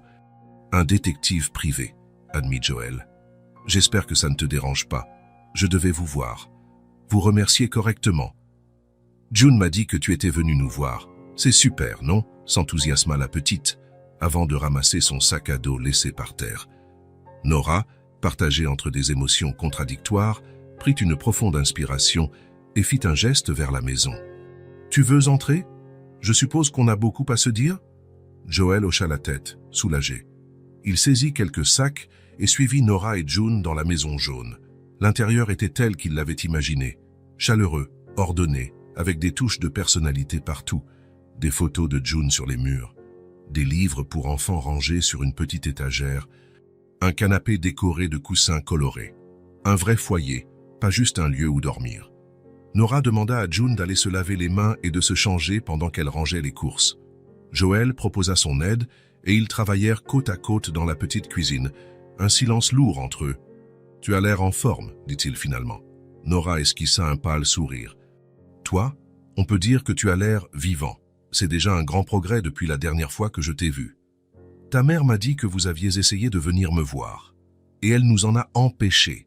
Ce n'était pas une question. » Joël poussa un soupir. « Je suis désolé pour ça. Viviane a toujours été très protectrice. » De traduction en français, paragraphos 421 à 460. C'est une façon de voir les choses, commenta Nora en refermant la porte du réfrigérateur avec un peu trop de force. Le silence revint, plus pesant cette fois. Tant de choses restaient à dire, tant de questions, tant d'explications en suspens. Par où commencer? Pourquoi maintenant? Demanda Nora finalement. Après 7 ans, pourquoi revenir dans ma vie à cet instant précis? Avant que Joël ne puisse répondre, June refit son apparition, portant un short et un t-shirt avec des papillons. Le moment de confrontation s'envola. « Je peux lui montrer la maison, maman ?» demanda la petite. Nora hésita, puis acquiesça. « D'accord, mais ne traînez pas, je vais préparer le dîner. »« Tu restes dîner ?» demanda June, se tournant vers Joël avec des yeux pleins d'espoir. Il jeta un regard à Nora, qui haussa légèrement les épaules. « Si ta mère est d'accord, tu peux rester. » répondit Nora d'une voix plus douce. C'est la moindre des choses. Après tout ce temps, resta sous-entendu. Joël comprit, hochant la tête en silence. La visite guidée de la maison fut rapide. Salon, cuisine, salle de bain, le petit bureau où Nora travaillait parfois, et la chambre de June, dont la petite était particulièrement fière. Une pièce modeste mais charmante, aux murs peints en bleu clair, avec un lit orné d'étoiles et des dessins un peu partout. « C'est moi qui les ai faits », déclara June en montrant ses dessins, « et celui-là, c'est toi. » Joël s'approcha d'un dessin qui ressortait. Un homme en costume dans ce qui semblait être une cage, à côté d'une petite fille et d'un énorme papillon bleu. Quelque chose se serra dans sa poitrine, une émotion qu'il n'arrivait pas à nommer. « Il est très beau », dit-il, la voix légèrement tremblante. En revenant vers le salon, Joël remarqua un détail qu'il n'avait pas vu au premier coup d'œil. Une photo encadrée sur une étagère. Lui et Nora, 7 ans plus jeunes, souriant et enlacés devant un lac. Il se souvenait de ce jour. Un pique-nique improvisé juste avant son départ. Elle avait gardé cette photo, l'avait même exposée tout ce temps. « C'est toi, pas vrai ?» demanda June, notant qu'il regardait la photo. « C'est le même homme que sur la photo que maman garde dans son sac. » Joël posa ses yeux sur Nora, qui rougit légèrement. « Oui, c'est moi. » Il y a longtemps. Plus tard, pendant que Nora finissait de préparer le dîner, ils s'installèrent dans le salon. June sortit ses livres et ses jouets, les présentant à Joël avec enthousiasme. Il l'écoutait, sincèrement intéressé, comme si découvrir la vie de cette fillette était tout aussi important que gérer des contrats à plusieurs millions. La question vint naturellement, alors qu'il l'aidait à ranger ses jouets préférés. « June ?» demanda-t-il doucement. « Si tu pouvais avoir n'importe quoi au monde, qu'est-ce que tu choisirais ?» La petite s'arrêta, réfléchissant sérieusement. Joël s'attendait presque à ce qu'elle mentionne un voyage à Disneyland ou un poney. « Une poupée en tissu », répondit-elle enfin. « Avec des cheveux qu'on peut coiffer. » Joël cligna des yeux, surpris par la simplicité de sa demande. « C'est tout ?»« Oui », fit-elle en hochant la tête, ses yeux pétillants. « Maman a dit que peut-être pour mon anniversaire, mais c'est encore loin. »« C'est quand, ton anniversaire ?»« Dans 3 mois, » répondit-elle en levant 3 doigts. « Je vais avoir 7 ans. » 7 ans. Le chiffre résonna en Joël comme un coup de poing, exactement le temps écoulé depuis sa séparation d'avec Nora. Son esprit fit un calcul rapide et un éclair de compréhension le traversa. Mais avant qu'il ne creuse davantage, Nora les appela pour dîner. Le repas fut étonnamment chaleureux. June parla beaucoup, décrivant l'école, posant des questions à Joël sur la cage. C'était sombre et effrayant, résuma-t-il, s'enquérant de savoir s'il avait un animal de compagnie. Nora resta plus silencieuse, observant leurs échanges avec une expression que Joël ne parvenait pas à décrypter entièrement. Après le dîner, alors que June alla se brosser les dents et se préparer pour la nuit, Joël et Nora se retrouvèrent enfin seuls. « Elle est incroyable, » dit-il pour briser le silence. « Tu as fait un travail formidable, Nora. »« J'ai fait ce qu'il y avait à faire, » répliqua-t-elle. « Seule. » Le mot resta en suspens, chargé d'une accusation muette. « Je ne savais pas, » dit Joël, le regard fuyant. « Je n'ai jamais reçu tes lettres, tes appels. Je croyais que tu avais refait ta vie. » Nora secoua la tête, incrédule. « Je t'ai cherché pendant des mois, Joël. J'ai appelé tous tes numéros, envoyé des lettres. Ta mère m'a dit que tu ne voulais plus entendre parler de moi. » Viviane est intervenue, admit Joël, le poids de la culpabilité dans la voix. « Je l'ai découverte très récemment. Lorsque je lui ai dit que je voulais te voir pour te remercier de ce que June avait fait, elle a fini par admettre avoir intercepté nos communications. Elle a prétendu que c'était mieux pour moi. » Nora déglutit, les larmes lui montant aux yeux. « 7 ans, Joël.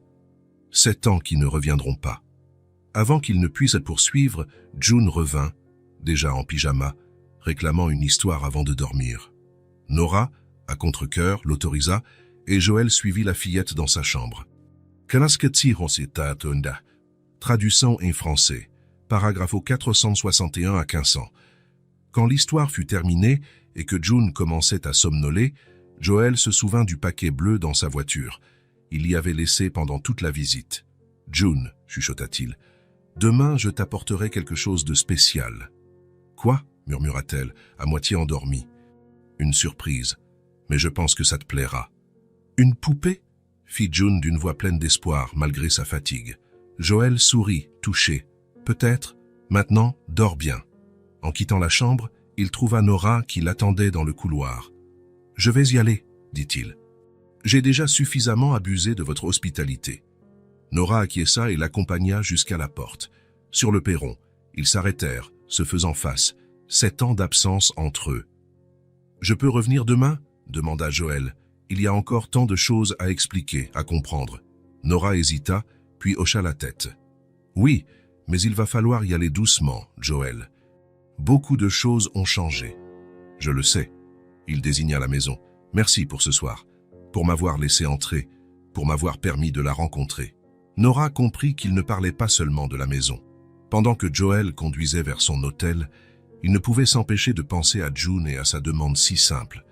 Une poupée en tissu avec des cheveux à coiffer. Elle aurait pu demander une multitude de choses, mais elle avait choisi un petit cadeau, à sa portée. Et elle n'avait rien désiré d'autre qu'un peu d'amour et d'attention.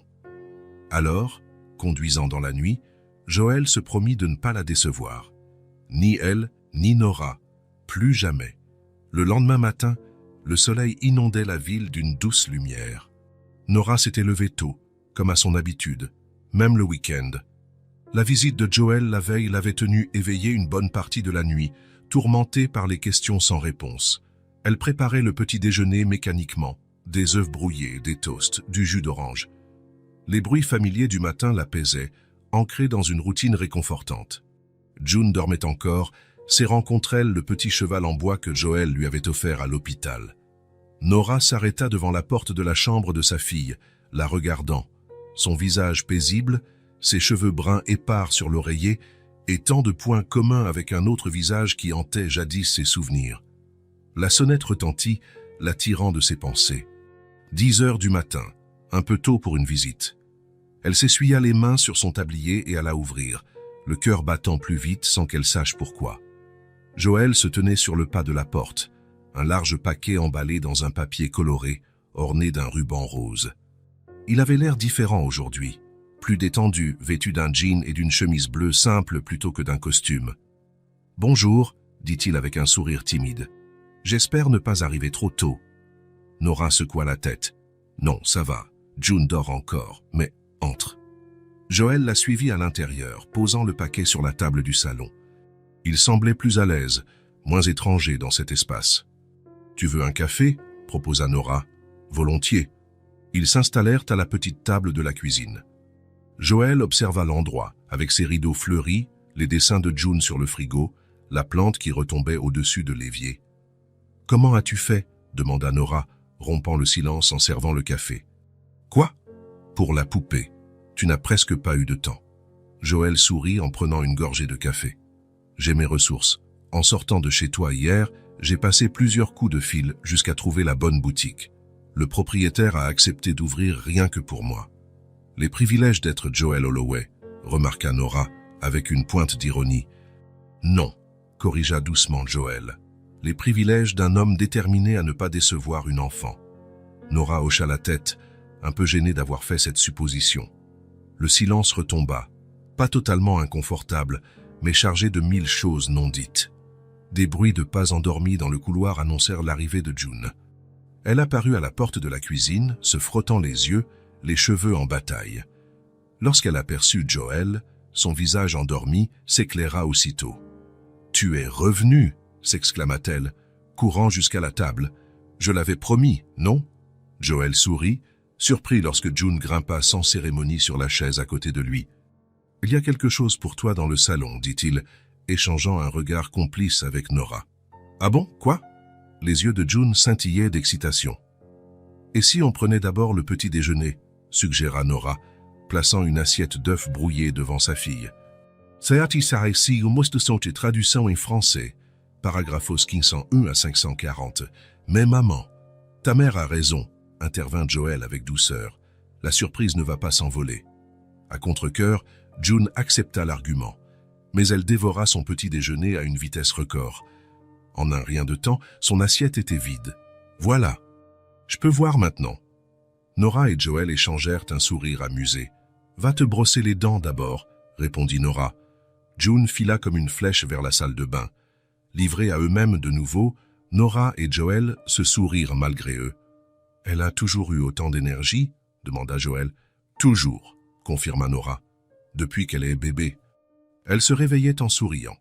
Quelques minutes plus tard, June réapparut, dents lavées, visage rafraîchi, vêtue d'un short et d'un t-shirt à étoiles. « Maintenant, je peux voir ?»« Bien sûr, » répondit Joel en se levant. « C'est dans le salon. » June courut devant, tandis que Joel et Nora la suivaient d'un pas plus calme. La fillette tourna autour du gros paquet, évaluant sa taille et sa forme. « Tu peux l'ouvrir » l'encouragea Joel. Il n'eut pas à le dire 2 fois. June s'attaqua aussitôt au papier coloré. En quelques secondes, les morceaux d'emballage jonchèrent le sol, dévoilant une grande boîte illustrant une poupée en tissu. « Une poupée avec des cheveux !» s'écria June en sautant de joie. « Comme celle que j'ai demandée. Mais ce n'était pas une simple poupée. C'était un modèle artisanal de grande qualité avec des accessoires supplémentaires, peignes, rubans, vêtements à changer et même un petit service à thé. « Ouvre vite !» supplia June, les yeux pétillants. Joel s'agenouilla à côté d'elle, ignorant la douleur dans ses côtes pas tout à fait guérie, et l'aida à ouvrir la boîte. Ensemble, ils sortirent la poupée, un magnifique ouvrage de tissu doux avec de longs cheveux de laine, des yeux brodés et une robe finement décorée. « Elle est si belle !» chuchota June, tenant la poupée avec un profond respect. « Je vais l'appeler Azur comme le papillon. » Joel sourit, ému par cette référence. « C'est un nom parfait. » Nora observait la scène d'un regard indéfinissable, de la joie mêlée à quelque chose de plus profond. « June, qu'est-ce qu'on dit quand on reçoit un cadeau aussi spécial ?»« Merci. » June se jeta soudain dans les bras de Joel, manquant de le faire tomber. Joel se raidit un instant sous l'effet de la surprise, avant de répondre à l'étreinte avec douceur. Par-dessus l'épaule de la fillette, son regard croisa celui de Nora, chargé d'une émotion silencieuse. « De rien, ma puce, » répondit-il enfin. « Tu le mérites bien. » Les heures suivantes se déroulèrent dans un univers à part, celui que June créait autour de sa nouvelle poupée, invitant Joel à participer à chacun de ses jeux. L'homme d'affaires rompu au contrat millionnaire se métamorphosa en simple complice des rêveries enfantines. Dans le salon, désormais transformé en mini-salon de coiffure, June brossait méticuleusement les longs cheveux de laine de la poupée, tandis que Joel tenait un petit miroir et des rubans, suivant les consignes. « Tu as déjà coiffé une poupée avant ?» demanda June, concentrée. « En fait, non, avoua Joel. C'est une première. Je peux t'apprendre, proposa la fillette sérieusement. C'est facile, il faut commencer par les pointes et remonter. Joel regarda, captivé, tandis que June lui montrait la technique, le front plissé par la concentration. Il y avait quelque chose d'hypnotique dans la gravité avec laquelle elle accomplissait cette tâche si simple. Bientôt, la poupée arbora une tresse élaborée ornée de rubans colorés. « À ton tour maintenant, » déclara June en tendant le peigne à Joel. « Je doute de pouvoir faire aussi bien, admit-il. Tu n'es pas obligé de faire pareil. Fais comme tu peux. » Avec ses grandes mains maladroites, habitué à serrer celles de clients importants et à signer des documents, Joel essaya d'imiter les gestes délicats de June. Le résultat fut une tresse de travers, avec des mèches qui s'échappaient de partout. June observa son œuvre, puis sourit. « C'est pas mal pour une première fois. » Joel rit, surpris par sa générosité. « Merci, j'aurais besoin de pratiquer. »« C'est pas grave, tu peux revenir demain, je te montrerai encore. » La simplicité de l'invitation toucha Joel bien plus qu'il ne l'aurait cru. June l'accueillait dans son monde avec une spontanéité qui le bouleversait. Depuis la cuisine, où Nora préparait le déjeuner, on entendait les rires et les conversations. À plusieurs reprises, elle s'arrêta de couper ses légumes juste pour écouter leurs voix qui se mêlaient, celle grave de Joel et celle aiguë de June. Un duo nouveau, mais d'une harmonie surprenante. Casti d'Intasser, traduction en français, paragraphos 1541 à 580. Après le déjeuner, la séance de jeu évolua en un thé imaginaire. Joel se retrouva assis sur une chaise bien trop petite pour lui, affublé d'un chapeau en papier, June insistant sur le fait que c'était indispensable. La poupée azur trônait en invité d'honneur, avec sa nouvelle coiffure, tandis que June servait un thé dans des tasses vides et proposait des biscuits imaginaires sur des assiettes en plastique. « Encore un peu de thé, monsieur ?» demanda June d'une voix guindée, brandissant la petite théière jouet. « Oui, je vous en prie, madame », répondit Joel avec un sérieux qui faisait éclater de rire la petite à chaque phrase. Depuis la fenêtre de la cuisine, Nora les observait. Joel Holloway, l'entrepreneur réputé, assis sur une chaise d'enfant, un chapeau en papier sur la tête, faisant semblant de boire le thé avec une fillette de 6 ans et une poupée en tissu. C'est alors que les larmes commencèrent à couler. Silencieuses, inattendues, roulant sur ses joues sans crier gare. Nora s'appuya contre l'évier, laissant l'émotion la traverser. Ce n'était pas uniquement de la tristesse, même si elle sentait le pincement de la douleur des 7 années perdues. C'était aussi du soulagement, comme une plaie ancienne qui s'ouvrait enfin à l'air libre. Pour la première fois, elle voyait ce qu'elle avait espéré pendant ses premiers mois de grossesse, quand elle croyait encore que Joel reviendrait. Un père et sa fille, unis par un lien plus fort que les mots ou la connaissance mutuelle. Un lien que même 7 années de silence n'avaient pas pu briser. Nora essuya vite ses larmes en entendant June l'appeler pour qu'elle vienne se joindre à eux. Elle afficha un sourire et vint s'asseoir sur le sol du salon, acceptant une tasse vide et complimentant le chapeau en papier de Joel. L'après-midi se poursuivit dans un mélange de jeux, de rires, de discussions légères. June montra à Joel ses livres préférés, ses collections de pierres colorées, ses feuilles séchées ramassées dans le parc. Il écoutait avec un intérêt sincère, comme si ces petits trésors d'enfants valaient autant que les plus gros contrats de son entreprise. Et peut-être que c'était le cas. Le soleil se couchait, inondant la pièce d'une lueur orange, quand June céda enfin à la fatigue, s'endormant sur le canapé avec la poupée azur serrée contre elle. Joel la recouvrit délicatement d'un plaid que Nora lui tendit. « Elle a eu une journée bien remplie », commenta-t-il en observant la petite endormie. « Je crois qu'on l'a épuisée. »« Tu l'as rendue heureuse », répondit Nora. « Je ne l'avais jamais vue aussi excitée en présence de quelqu'un. » Joel sentit une chaleur l'envahir. « C'est une enfant incroyable, Nora. Tu l'as très bien élevée. » Nora désigna la terrasse d'un signe de tête. « Tu veux prendre l'air ?» June va dormir un moment. La terrasse de la maison jaune était petite mais accueillante, avec 2 fauteuils en osier côte à côte, des pots suspendus au plafond et des lampes qui s'allumaient automatiquement au crépuscule. Ils s'assirent en silence pendant quelques minutes, regardant le ciel s'assombrir. « Merci pour aujourd'hui, » dit Nora enfin. « Pour le cadeau, pour le temps que tu as passé avec elle. Ça a beaucoup compté pour June. »« Ça a compté pour moi aussi, » répondit Joel. « Bien plus que je ne saurais l'expliquer. » Le silence revint, plus doux à présent, comme si quelque chose s'était apaisé entre eux. Les lumières des maisons voisines s'allumaient, de petits halos dorés dans la pénombre naissante. « Je peux te demander quelque chose ?» demanda Joel, se tournant vers elle. « Bien sûr. »« Pourquoi avoir encore ma photo ?» murmura-t-il. « June m'a dit que tu en gardais une dans ton sac, et j'en ai vu une autre sur l'étagère. Après tout ce qui s'est passé après le silence. » Nora garda les yeux fixés sur l'horizon un instant, avant de répondre.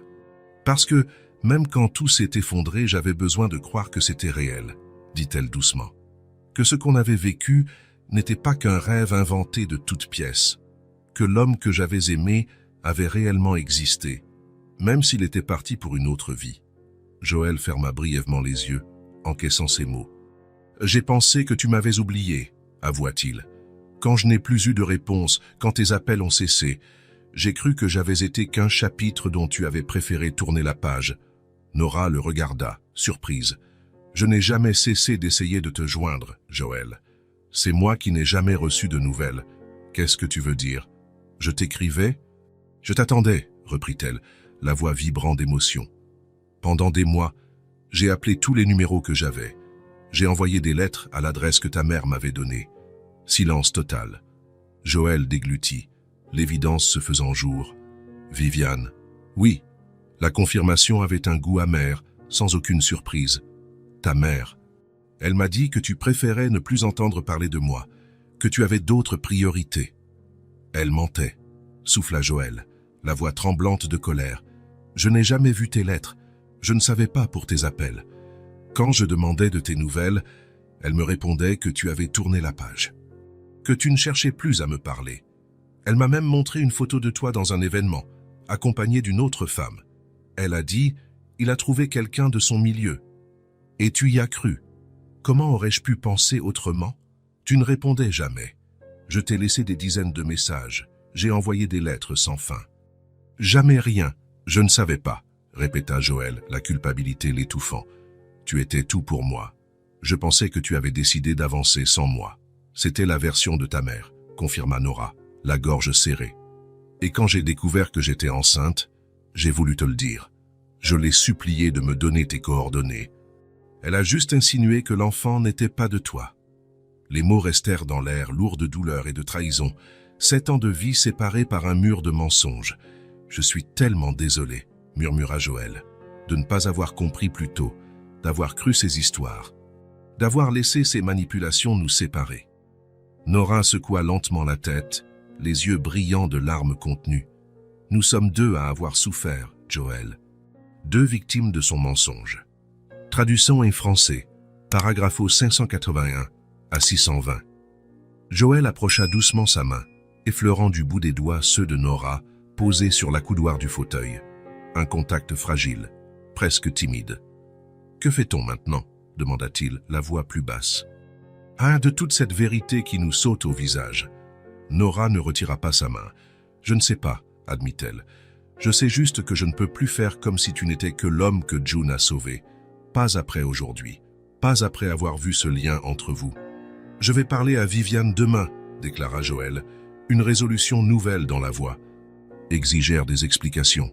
« Fais attention, » avertit Nora. « Elle est prête à tout pour garder le contrôle qu'elle exerce sur toi. »« Elle a déjà perdu, » répondit-il, sans l'ombre d'un doute. « À partir du moment où j'ai compris ce qu'elle avait fait, son emprise sur ma vie a pris fin. Elle ne le sait juste pas encore. » La nuit enveloppait la terrasse d'ombre douce. 2 trajectoires qui avaient divergé 7 ans plus tôt s'entrecroisaient à nouveau, hésitantes mais emplies d'espoir. « Merci pour aujourd'hui, » reprit Joël, tenant toujours les doigts de Nora. « Je ne le mérite pas. »« C'est ce que June mérite, » corrigea-t-elle. « Et ce dont nous avions peut-être aussi besoin. » Ils restèrent là, côte à côte, sur la terrasse de la petite maison jaune, liés non seulement par le passé, mais désormais par la vérité mise en lumière. Tous 2 victimes du même silence imposé par Viviane. Pour la première fois depuis 7 ans, ce silence commençait enfin à se briser. La demeure des Holloway se dressait fièrement sous le soleil du matin, avec ses colonnes blanches et ses fenêtres immenses qui reflétaient la lumière. Joël gara la voiture dans l'allée circulaire, observant la bâtisse où il avait grandi. Elle ne lui avait jamais semblé aussi peu accueillante qu'en cet instant, davantage un monument à l'ambition familiale qu'un foyer.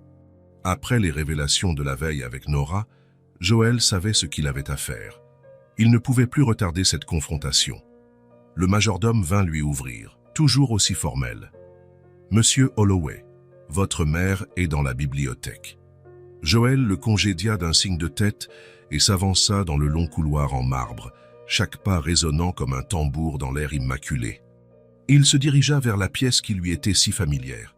Viviane était assise dans son fauteuil favori, parcourant des rapports avec des lunettes posées sur le bout du nez. À 60 ans passés, elle conservait cette élégance et cette prestance qui avaient toujours imposé le respect. Cheveux parfaitement coiffés, collier de perles, silhouette droite. « Joël », fit-elle en levant les yeux avec un sourire calculé. « Quelle bonne surprise! Je ne t'attendais pas ce matin. »« Nous devons parler », répondit-il, sans s'asseoir. Quelque chose dans son ton fit s'évanouir le sourire de Viviane. « De quoi s'agit-il ?»« De Nora. Des lettres qu'elle m'a envoyées il y a 7 ans. Des coups de fil qu'elle a passés.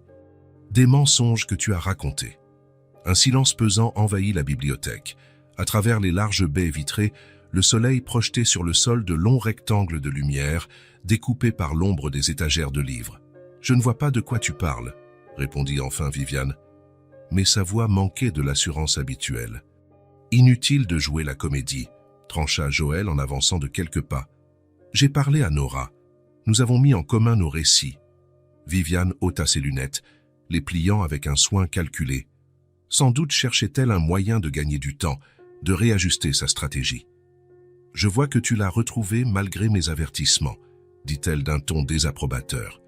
Ce n'était pas un avertissement, c'était de la manipulation, comme toujours. « Joël, tu es encore fragile après ce qui t'est arrivé, » insista Viviane en se levant. « Cette femme profite de ta vulnérabilité. »« C'est assez, » lança Joël, d'un ton qui étonna même sa mère. « Tu n'as pas le droit de parler d'elle ainsi. Pas après ce que tu lui as fait. » Un silence glacial suivit. Viviane détailla son fils comme si elle le voyait pour la première fois. Quelque chose dans ses yeux était différent, une détermination qu'il ne lui avait jamais connue. « Que crois-tu que j'ai fait ?» demanda-t-elle finalement. « Tu as intercepté les lettres de Nora, bloqué ses appels. Tu lui as dit que je ne voulais plus de contact, et tu m'as dit qu'elle avait refait sa vie, qu'elle avait cessé de me chercher. » Viviane ne répondit pas tout de suite. Elle sembla un instant envisager de nier, puis comprit peut-être que c'était peine perdue. Aucune contrition dans son regard, seulement une forme de résignation. « Tu étais jeune ?» finit-elle par dire. « Ça, tu avais toute ta vie devant toi, des opportunités que tu ne pouvais pas gâcher à cause d'un flirt sans lendemain. »« Donc, tu admets, » constata Joël, sans surprise, mais avec un profond dégoût. « J'ai fait ce que n'importe quelle mère aurait fait pour protéger l'avenir de son fils. » Joël secoua la tête, incrédule. Ce n'était pas de la protection, c'était du contrôle. Tu as décidé à ma place, sans me laisser le choix. Tu allais gâcher ta vie, répliqua Viviane, sa voix s'endurcissant. Cette fille, cette relation, ne correspondait pas à ce que j'avais prévu pour toi. Je devais te protéger. La vérité était enfin révélée, flottant entre eux comme un voile arraché. Joël scruta le visage de sa mère, y découvrant la froideur calculatrice qu'il avait toujours sentie, mais qu'il avait refusé de reconnaître. « Et dans ce processus, tu as détruit ce qui m'importait le plus, » répondit-il d'un ton ferme, presque calme. Viviane s'approcha, posant la main sur son bras dans un geste se voulant maternel, celui qu'elle avait utilisé tant de fois pour calmer les disputes et réaffirmer son ascendant. Traduisons un français, paragraphe 621 à 660. Regarde ce que tu as accompli, Joël. L'entreprise, le succès, le respect. Tout ce dont nous avions rêvé. Tout ce que tu avais rêvé, la corrigea-t-il en se dégageant. Jamais tu ne m'as demandé ce que je voulais vraiment. Tu étais trop jeune pour savoir. Et maintenant, je suis encore trop jeune? Ai-je besoin que tu décides pour moi? Joël se dirigea vers la fenêtre, observant le jardin parfaitement ordonné, symbole d'une vie tout aussi maîtrisée, pensée et planifiée par Viviane. « Combien d'autres décisions as-tu prises en mon nom ?» demanda-t-il. « Combien d'opportunités, d'amitiés, de relations as-tu écartées parce qu'elles ne correspondaient pas à ce que tu jugeais bon pour moi ?» Le silence de Viviane répondait à toutes ces questions. « Je vais prendre mes affaires », déclara Joël en se tournant vers la porte. « Je ne reviendrai plus ici. »« Où vas-tu aller ?» demanda Viviane, un tremblement trahissant l'angoisse derrière sa façade glacée. « Chez cette femme, avec cet enfant, ma vie ne te regarde plus. »« Joël, je t'en prie, » insista Viviane, le suivant dans le couloir. « Ne jette pas tout ce que nous avons construit pour un coup de tête. »« Je ne jette rien, » répliqua-t-il en grimpant l'escalier vers sa chambre. Je commence enfin à bâtir quelque chose par moi-même, quelque chose de vrai. Viviane resta en bas, le regardant ouvrir et fermer des portes, rassembler quelques affaires dans une valise. Lorsqu'il redescendit, elle l'attendait dans le vestibule, le visage impassible mais les yeux trahissant une peur nouvelle. « Tu vas le regretter », lâcha-t-elle quand il franchit la porte, « quand tu verras l'erreur que tu commets. La seule erreur que j'ai commise, c'est de t'avoir laissé décider de ma vie pendant trop longtemps. » En sortant de la demeure Holloway, Joel sentit un poids immense quitter ses épaules. Pour la première fois, il avait choisi sa propre voie, indépendamment de celle imposée par sa mère. Et c'était la sensation la plus libératrice qu'il eût jamais ressentie. La pluie tombait en rideau quand le détective Brennan appela Joel. 3 jours s'étaient écoulés depuis sa confrontation avec Viviane, et Joel séjournait dans un hôtel proche de la maison de Nora. Bien qu'elle lui ait offert la chambre d'amis, ils avaient décidé d'un commun accord de prendre leur temps, pour June, pour eux, afin de gérer correctement tout ce qui se passait. « Monsieur Holloway », la voix de Brennan semblait plus pressée que d'habitude. « Nous avons des avancées importantes concernant votre affaire. Pouvez-vous passer au commissariat aujourd'hui ? Vous avez découvert qui était derrière l'enlèvement ? » Le cœur de Joel s'emballa. « Nous préférerions en discuter en personne, et je vous conseille de venir avec votre avocat. » 1 heure plus tard, Joel et son avocat d'entreprise, Martin Wells, entraient dans le commissariat. L'endroit était agité, comme n'importe quel lundi après-midi, mais Joel n'y prêta guère attention. Son esprit était focalisé sur une seule chose, découvrir enfin qui l'avait maintenu captif pendant 3 semaines. Brennan les reçut dans une salle de réunion, évitant ainsi l'ambiance plus austère des salles d'interrogatoire. Joel y vit également Marcus Daniels, le détective privé qu'il avait engagé en parallèle pour enquêter sur l'enlèvement. « Monsieur Holloway, Maître Wells, merci d'être venu si vite », commença Brennan en posant un épais dossier sur la table. « Nous avons collaboré avec M. Daniels ces 48 dernières heures et les résultats sont surprenants. » Marcus se pencha en avant. « Joel, on sait qui a fait ça et on a des preuves solides. »« Qui ?» La question de Joel sortit dans un souffle. Brennan fit glisser une photo sur la table. En voyant ce visage familier, Joel se figea. Graham Voss, son associé depuis 8 ans, son ami depuis la fac. Le même qui était parrain lors de certains événements professionnels, qui venait dîner chez lui, qui connaissait tous les détails de sa vie. « C'est insensé », murmura Joel en fixant la photo. « Graham, vous en êtes sûr ?» Marcus hocha la tête gravement. « Absolument. Nous avons retracé des transactions financières, des relevés téléphoniques et des déplacements de véhicules. Il a engagé les hommes qui t'ont enlevé, loué le terrain vague via une société écran et créé un alibi en quittant la ville aux dates clés. Mais pourquoi? Graham a déjà tout. Il est mon associé majoritaire. Il possède une grosse part dans tous nos projets. Pas assez pour lui, l'interrompit Brennan en ouvrant le dossier. D'après nos preuves e-mail, messages récupérés de ses appareils, Voss projetait de prendre totalement le contrôle de Holloway Enterprise. Ta disparition était la première étape. Martin Wells, l'avocat, feuilletait déjà les documents que Brennan venait de présenter. Il comptait te retenir combien de temps? Au moins 2 mois, continua Marcus. Le temps nécessaire pour que tu sois officiellement déclaré disparu, ce qui aurait déclenché des clauses précises dans votre contrat de partenariat. Joel se souvint d'une révision contractuelle, opérée 1 an plus tôt, quand Graham avait insisté pour inclure des clauses de circonstances exceptionnelles en cas d'incapacité prolongée de l'un des associés. À l'époque, cela semblait prudent. Aujourd'hui, la sinistre réalité se révélait. « Et après ces 2 mois ?» demanda Joel, même s'il devinait la réponse. Marcus et Brennan échangèrent un regard. Finalement, ce fut Brennan qui répondit. « Nous n'avons pas de plan précis décrivant la fin, mais il a effectué des recherches sur la décomposition des corps et repéré des zones isolées à quelques heures d'ici. » Joel ferma les yeux un instant, encaissant la révélation que Graham avait non seulement voulu le trahir, mais aussi l'assassiner. « Il était seul ?» demanda-t-il en se reprenant. Traduisons un français, paragrapho 661 à 700. D'après ce qu'on a trouvé, oui, confirma Marcus. Les hommes engagés pour l'enlèvement ne connaissaient pas sa véritable identité. Ils croyaient enlever un débiteur, qu'il fallait garder en vie jusqu'à nouvel ordre. Ils ont été payés via des comptes offshore que nous avons reliés à Voss. Nous avons arrêté ces hommes il y a 2 jours, ajouta Brennan. Ils ont avoué et identifié Voss comme leur donneur d'ordre. Et Graham Voss, interrogea Martin Wells. Il est déjà sous les verrous?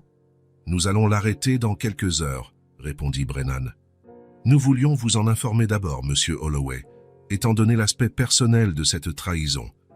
Et aussi, il marqua une pause. Nous pensions que vous voudriez peut-être être présent. Joel réfléchit. Graham Voss, l'ami de longue date. L'associé, celui qu'il avait vu gravir les échelons du succès. Celui qui, en secret, avait jalousé chaque étape et avait finalement décidé de le faire disparaître pour prendre sa place. Oui, décida Joel, je veux être là lorsqu'on l'arrêtera.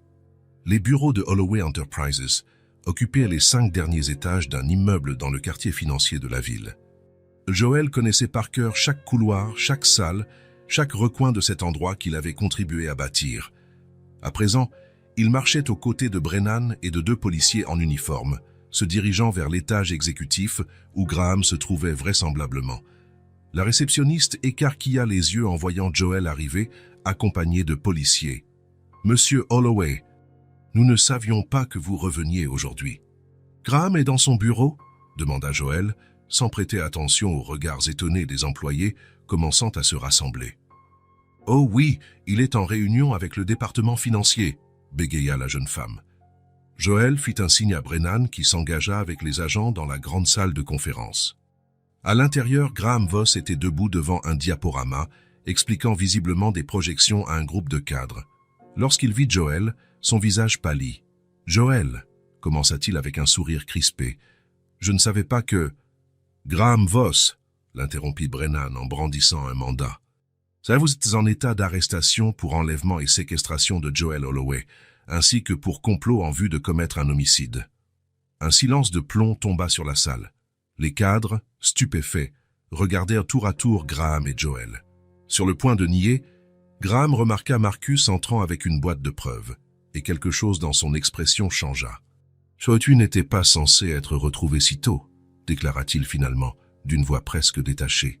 « Le plan était pourtant parfait. »« De quel plan parlez-vous » lança l'un des cadres, se tournant vers Joel. « Joel, qu'est-ce qui se passe ? Graham m'a enlevé et planifié ma mort pour prendre le contrôle total de l'entreprise, » expliqua Joel, son regard fixé sur l'homme qu'il avait autrefois considéré comme un ami. Par jalousie et soif de pouvoir. « C'est plus compliqué que ça, » protesta Graham tandis que les policiers lui passèrent les menottes. « Tu as toujours tout eu si facilement, Joel. Le nom, l'argent, les relations. J'ai dû travailler 2 fois plus pour avoir la moitié de ta reconnaissance. » Joel n'ajouta rien. Il n'y avait plus rien à dire pour justifier une telle trahison. « Il a le droit de garder le silence » récita Brennan, entraînant Graham hors de la salle. Dans le couloir, les employés observèrent la scène, choqués. Graham gardait la tête haute, mais évitait le regard de ses collègues. Joel marchait quelques pas derrière, n'éprouvant ni satisfaction ni triomphe. Juste un profond épuisement et, paradoxalement, un soulagement. Au Thomas, ce soir-là, après avoir fait face à la presse et rassuré des investisseurs inquiets, Joel se rendit à la Maison Jaune. Nora l'attendait sur le perron, ayant suivi les informations tout au long de la journée. « Comment te sens-tu » demanda-t-elle, lorsqu'il s'assit à côté d'elle. « J'essaie encore d'assimiler, » répondit-il, la voix lasse. « 8 ans d'amitié, de voyage, de confidence, et tout ce temps... » « Il t'enviait, » conclut Nora. « Apparemment, oui. Dans les emails retrouvés, il m'appelait le chanceux qui ne réalise pas ce qu'il a. » Nora ne répondit pas. Il n'y avait pas de mots pour exprimer un tel niveau de trahison. La porte de la maison s'ouvrit et June sortit, encore en pyjama, tenant la poupée azur. « Maman a dit que tu avais des nouvelles, » dit-elle en s'asseyant sur la marche en dessous d'eux. Joel croisa le regard de Nora, qui acquiesça d'un signe de tête. « Oui, » commença-t-il, cherchant les mots justes pour expliquer à une enfant « Nous savons qui m'a mis dans cette cage. C'était quelqu'un que je croyais être mon ami, mais qui voulait prendre ma place et mes affaires. » June fronça les sourcils, digérant cette information avec le sérieux propre aux enfants face aux sujets graves. « Et il est en prison, comme dans les livres ? » ?»« Oui, il a été arrêté. La police a trouvé toutes les preuves. »« Alors, c'est fini ? » Joël leva les yeux vers le ciel nocturne, vers les étoiles qui scintillaient après la pluie de la journée. Il pensa à Graham menotté, à Viviane repliée dans sa grande maison, aux années irrécupérables. « C'est fini », répondit-il enfin. « Fini quoi ?» demanda June, serrant sa poupée. Joël échangea un regard avec Nora, ressentant une clarté qu'il n'avait pas éprouvée depuis longtemps. « La partie sombre de l'histoire », dit-il doucement. « Maintenant, on peut commencer un nouveau chapitre. » La Masalatikos. Traduisant en français, paragraphos 701 à 731. L'été arriva en force, offrant un ciel d'un bleu profond et couvrant les jardins d'un festival de couleurs. 4 mois avaient pu passer depuis l'arrestation de Graham Voss. 4 mois de bouleversements, d'ajustements, de découvertes. Le parc municipal était bondé en ce dimanche ensoleillé. Des familles pique-niquaient sur l'herbe, des enfants couraient en tenant des cerfs-volants, des couples se promenaient main dans la main à l'ombre des arbres. Dans un coin plus calme, sous l'ombrage d'un grand chêne, Joël étendait une nappe à carreaux sur la pelouse. « Ici, ça ira ?» demanda-t-il à Nora, qui portait un panier de pique-nique. « Parfait », approuva-t-elle en posant le panier sur la nappe. On a suffisamment d'ombre, tout en gardant une vue sur le lac. June courait déjà quelques mètres plus loin, suivant une libellule qui volétait au-dessus des fleurs sauvages. Son rire cristallin résonnait dans l'air, si léger et insouciant qu'il faisait sourire malgré soi tous les gens autour. « June, viens nous aider à tout installer », l'appela Nora en sortant des boîtes de nourriture du panier. La fillette revint en trottinant, les joues rosies par le soleil et l'excitation. Depuis quelques mois, June s'épanouissait encore davantage. La présence régulière de Joël dans sa vie avait apporté une nouvelle sérénité. Les séances de Tea Party comptaient désormais un participant supplémentaire. Les histoires du soir bénéficiaient d'une nouvelle voix, et les week-ends se vivaient à 3. « Je peux mettre les serviettes ?» demanda June, plongeant déjà les mains dans le panier. « Bien sûr, chérie. Et ensuite tu pourras aider ton père avec les gobelets. » Son père. Le mot résonnait encore étrangement, bien que June l'emploie depuis presque 2 mois. Joël se rappelait parfaitement le jour où elle avait demandé, un matin au petit déjeuner, si elle pouvait l'appeler ainsi. Nora était restée figée, la tasse en l'air.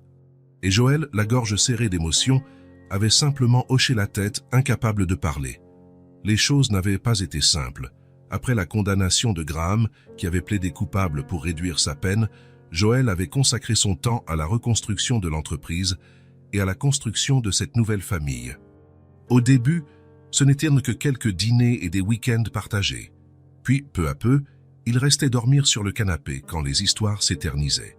Enfin, 6 semaines plus tôt, il avait officiellement emménagé, ses affaires se mêlant à celles de Nora dans la maison jaune, devenue un vrai foyer.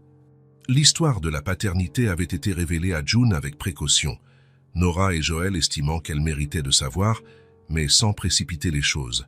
Au final, c'était June qui avait rendu le processus plus simple. « Je m'en doutais déjà », avait-elle dit, surprenant les 2 adultes qui avaient minutieusement préparé leur discours. « On a le même nez, et on aime les mêmes histoires, et parfois tu fais la même tête que moi quand tu réfléchis. » La perspicacité enfantine, libérée des filtres compliqués des adultes, avait éclairé la situation. « J'ai fait un sandwich spécial pour toi, papa », déclara June en tendant un petit paquet soigneusement enveloppé. « Il y a plus de confiture, comme tu aimes. » Joël sourit en acceptant le cadeau. « Merci, ma puce. Il a l'air délicieux. » Nora les regardait, un mélange de bonheur et d'émerveillement dans les yeux. Il lui arrivait encore de trouver tout cela irréel. Joël, assis à côté d'elle un dimanche, June qui l'appelait « papa », la facilité avec laquelle ils formaient une famille, comme si les 7 années de séparation n'avaient été qu'une parenthèse dans l'histoire qu'ils devaient vivre. « À quoi penses-tu » demanda Joël, remarquant son air pensif. « Chasse au chemin parcouru », répondit-elle en débouchant une bouteille de limonade. « À tous les ici, qui aurait pu empêcher qu'on se retrouve ici ?» Joël hocha la tête, comprenant. Et si June n'avait pas suivi ce papillon? Et s'il était mort dans cette cage? Et s'il n'avait jamais découvert la vérité sur Viviane? Mais on est là, conclut-il simplement, glissant sa main dans la sienne pour la serrer légèrement. C'est tout ce qui compte. Le repas se déroula dans la bonne humeur. Joël évoqua les nouveaux projets de la société, désormais réorganisé après la chute de Graham.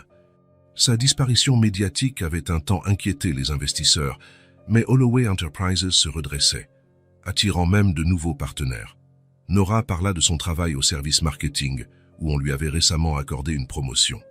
Des années en tant que mère célibataire lui avaient forgé un caractère déterminé, et son mérite commençait à être reconnu. June raconta ses aventures à l'école, ses amitiés, ses découvertes quotidiennes. Sa maîtresse avait remarqué un changement positif depuis quelques mois. L'enfant, déjà vive, semblait rayonner d'une confiance et d'une sérénité nouvelles. « Sarah a dit que ma famille était différente », commenta June en croquant une pomme. « Parce que vous vous êtes séparés et qu'ensuite vous vous êtes retrouvés. Elle a dit que ses parents à elle ont divorcé et qu'ils ne se parlent plus. » Joël et Nora échangèrent un regard, cherchant quoi répondre. Comme souvent, ce fut June qui formula la sagesse la plus limpide. « Je lui ai répondu que chaque famille avait sa propre histoire, » poursuivit-elle, « et que la nôtre, c'est comme un livre où il faut vivre des moments difficiles avant d'arriver au happy end. » Joël sentit son cœur se gonfler. C'était si simple quand on voyait le monde à travers des yeux d'enfant. Après le repas, Joël s'étendit sur la nappe, utilisant son sac comme oreiller. June s'installa contre lui, et ils se mirent à identifier des formes dans les nuages. « On dirait un dragon », fit Joël, en pointant une forme floconneuse. « Non, c'est un cheval ailé », corrigea June. « Un Pégase, alors ?»« Oui, comment tu sais ?» Joël sourit en ébouriffant ses cheveux. « Je lisais beaucoup d'histoires quand j'avais ton âge. » Nora les regardait assise en tailleur, sirotant de la limonade. Malgré tout ce qu'ils avaient traversé, quelque chose d'extraordinaire s'était produit. Joël et June avaient créé un lien fort, presque instantané. Comme si le sang qui coulait dans leurs veines les avait toujours rapprochés, malgré la distance et le silence. Les derniers mois n'avaient pas été qu'un conte de fées. Il avait fallu des ajustements, des discussions difficiles, des moments d'incertitude. Viviane restait un sujet épineux. Bien qu'elle ait tenté de se rapprocher, la relation demeurait tendue. La confiance, une fois rompue, ne se reconstruit pas du jour au lendemain. Joël avait également insisté pour une thérapie familiale. « Je ne veux pas reproduire les erreurs du passé », avait-il expliqué. « Je veux faire les choses bien. » L'initiative s'était avérée bénéfique, les séances aidant chacun à naviguer dans la complexité d'une famille qui se retrouvait après tant de temps. Il y avait aussi tous les aspects pratiques de la cohabitation pour deux adultes habitués à vivre seuls. Nora, après des années de décision en solo, peinait parfois à accepter qu'on partage ses responsabilités. Joël, de son côté, se sentait parfois décalé dans la routine déjà bien établie entre mère et fille. Mais chaque jour voyait un obstacle franchi, et peu à peu, les nouveaux réflexes devenaient naturels. Soudain, June bondit sur ses pieds, les yeux fixés sur un point dans le ciel. « Regardez, regardez !» s'exclama-t-elle en montrant du doigt. « Elle est là !» La papillon bleue. Traduction en français. Paragraphe 701 à 731. Final. Joël et Nora levèrent à la tête. Virevoltant gracieusement au-dessus des fleurs toutes proches, un papillon d'un bleu vif planait, ses ailes scintillant sous la lumière du soleil comme de petits fragments de ciel. « Tu crois que c'est le même ?» demanda Nora en se levant à son tour. « J'en suis sûr », affirma June avançant de quelques pas. « C'est celui qui m'a conduite jusqu'à toi, papa. » Le papillon tourna autour d'eux, comme s'il les examinait, cette famille enfin réunie. « Elle savait », déclara June avec la conviction absolue de l'enfance. « Elle m'a guidé vers toi. » Le papillon se posa un instant sur une fleur, ouvrant et refermant ses ailes dans un rythme régulier, comme pour confirmer les paroles de l'enfant. « Peut-être qu'elle est venue vérifier qu'on a bien fait les choses, » suggéra Joël, glissant un bras autour des épaules de Nora. « Qu'on a réparé ce qui était brisé. »« Et on a réussi ?» demanda June en levant son regard vers eux. Nora sourit, croisant les yeux de Joël. Sans un mot, elle laissa sa main chercher la sienne. Leurs doigts s'entrelacèrent avec une aisance nouvelle. « Oui, » répondit-elle, « mais pas pour redevenir comme avant. On a construit quelque chose de nouveau, » ajouta Joël, « de plus solide. » Le papillon s'envola à nouveau, décrivant un dernier cercle autour de la petite famille avant de s'élever dans le ciel, ses ailes bleues se fondant peu à peu dans l'azur infini. June lui fit un signe de la main, comme si l'insecte pouvait la voir. Merci, murmura-t-elle dans un souffle. Joël suivit des yeux l'élégante silhouette du papillon. Songeur. Un être si fragile, apparemment insignifiant, avait pourtant changé le cours de 3 existences par son simple vol. Était-ce un coup du destin ou la mécanique étrange du hasard? Quelle qu'en soit la raison, il en était profondément reconnaissant. Sur le chemin du retour, June s'endormit à l'arrière de la voiture, épuisée par les jeux au soleil. Nora était au volant, tandis que Joël regardait le paysage défiler, admirant les rues familières du quartier qu'il appelait désormais « chez lui ». « À quoi tu penses » demanda Nora, rompant son mutisme. « Au fait qu'on est chanceux » répondit-il. « Combien de gens ont droit à une seconde chance comme la nôtre ? Ce n'est pas seulement de la chance » rétorqua doucement Nora. « C'est aussi un choix. Tu aurais pu suivre une autre voie quand tu as découvert la vérité. » Joël acquiesça. Il comprenait ce qu'elle voulait dire. Leur retrouvaille ne s'expliquait pas uniquement par le destin. Il y avait eu le courage de June à suivre un papillon, la ténacité de Nora à garder une photo, la volonté de Joël de s'opposer à sa mère et de choisir son chemin. Il avait fallu l'audace de regarder en arrière, d'affronter le passé et de décider d'avancer ensemble. Lorsqu'ils arrivèrent à la maison, la petite maison jaune qui appartenait désormais à tous les 3, Joël sortit délicatement June endormie de la voiture. Nora le suivit avec le panier de pique-nique, le regard attendri en le voyant retirer doucement les chaussures de la fillette avant de la couvrir d'un léger plaid. Plus tard, assis tous les deux sur la terrasse sous un ciel étoilé, Joël prit la main de Nora entre les siennes. « Merci », dit-il simplement. « Pourquoi ? Pour ne pas avoir abandonné ? Pour avoir élevé notre fille avec tant d'amour, pour m'avoir laissé revenir. » Nora s'appuya contre son épaule, son corps épousant naturellement le sien, comme s'ils avaient été faits pour s'emboîter ainsi. La famille Holloway était de nouveau réunie, pas comme avant, mais sous une forme plus forte, bâtie sur la vérité, l'amour et la volonté de chacun. Et quelque part, peut-être, un papillon bleu volait dans la nuit, satisfait de voir sa mission accomplie. Si cette histoire vous a touché le cœur, abonnez-vous à la chaîne et activez la cloche de notification pour ne pas manquer les prochaines. Laissez un j'aime, car cela aide à recommander cette histoire à davantage de personnes. À la prochaine histoire.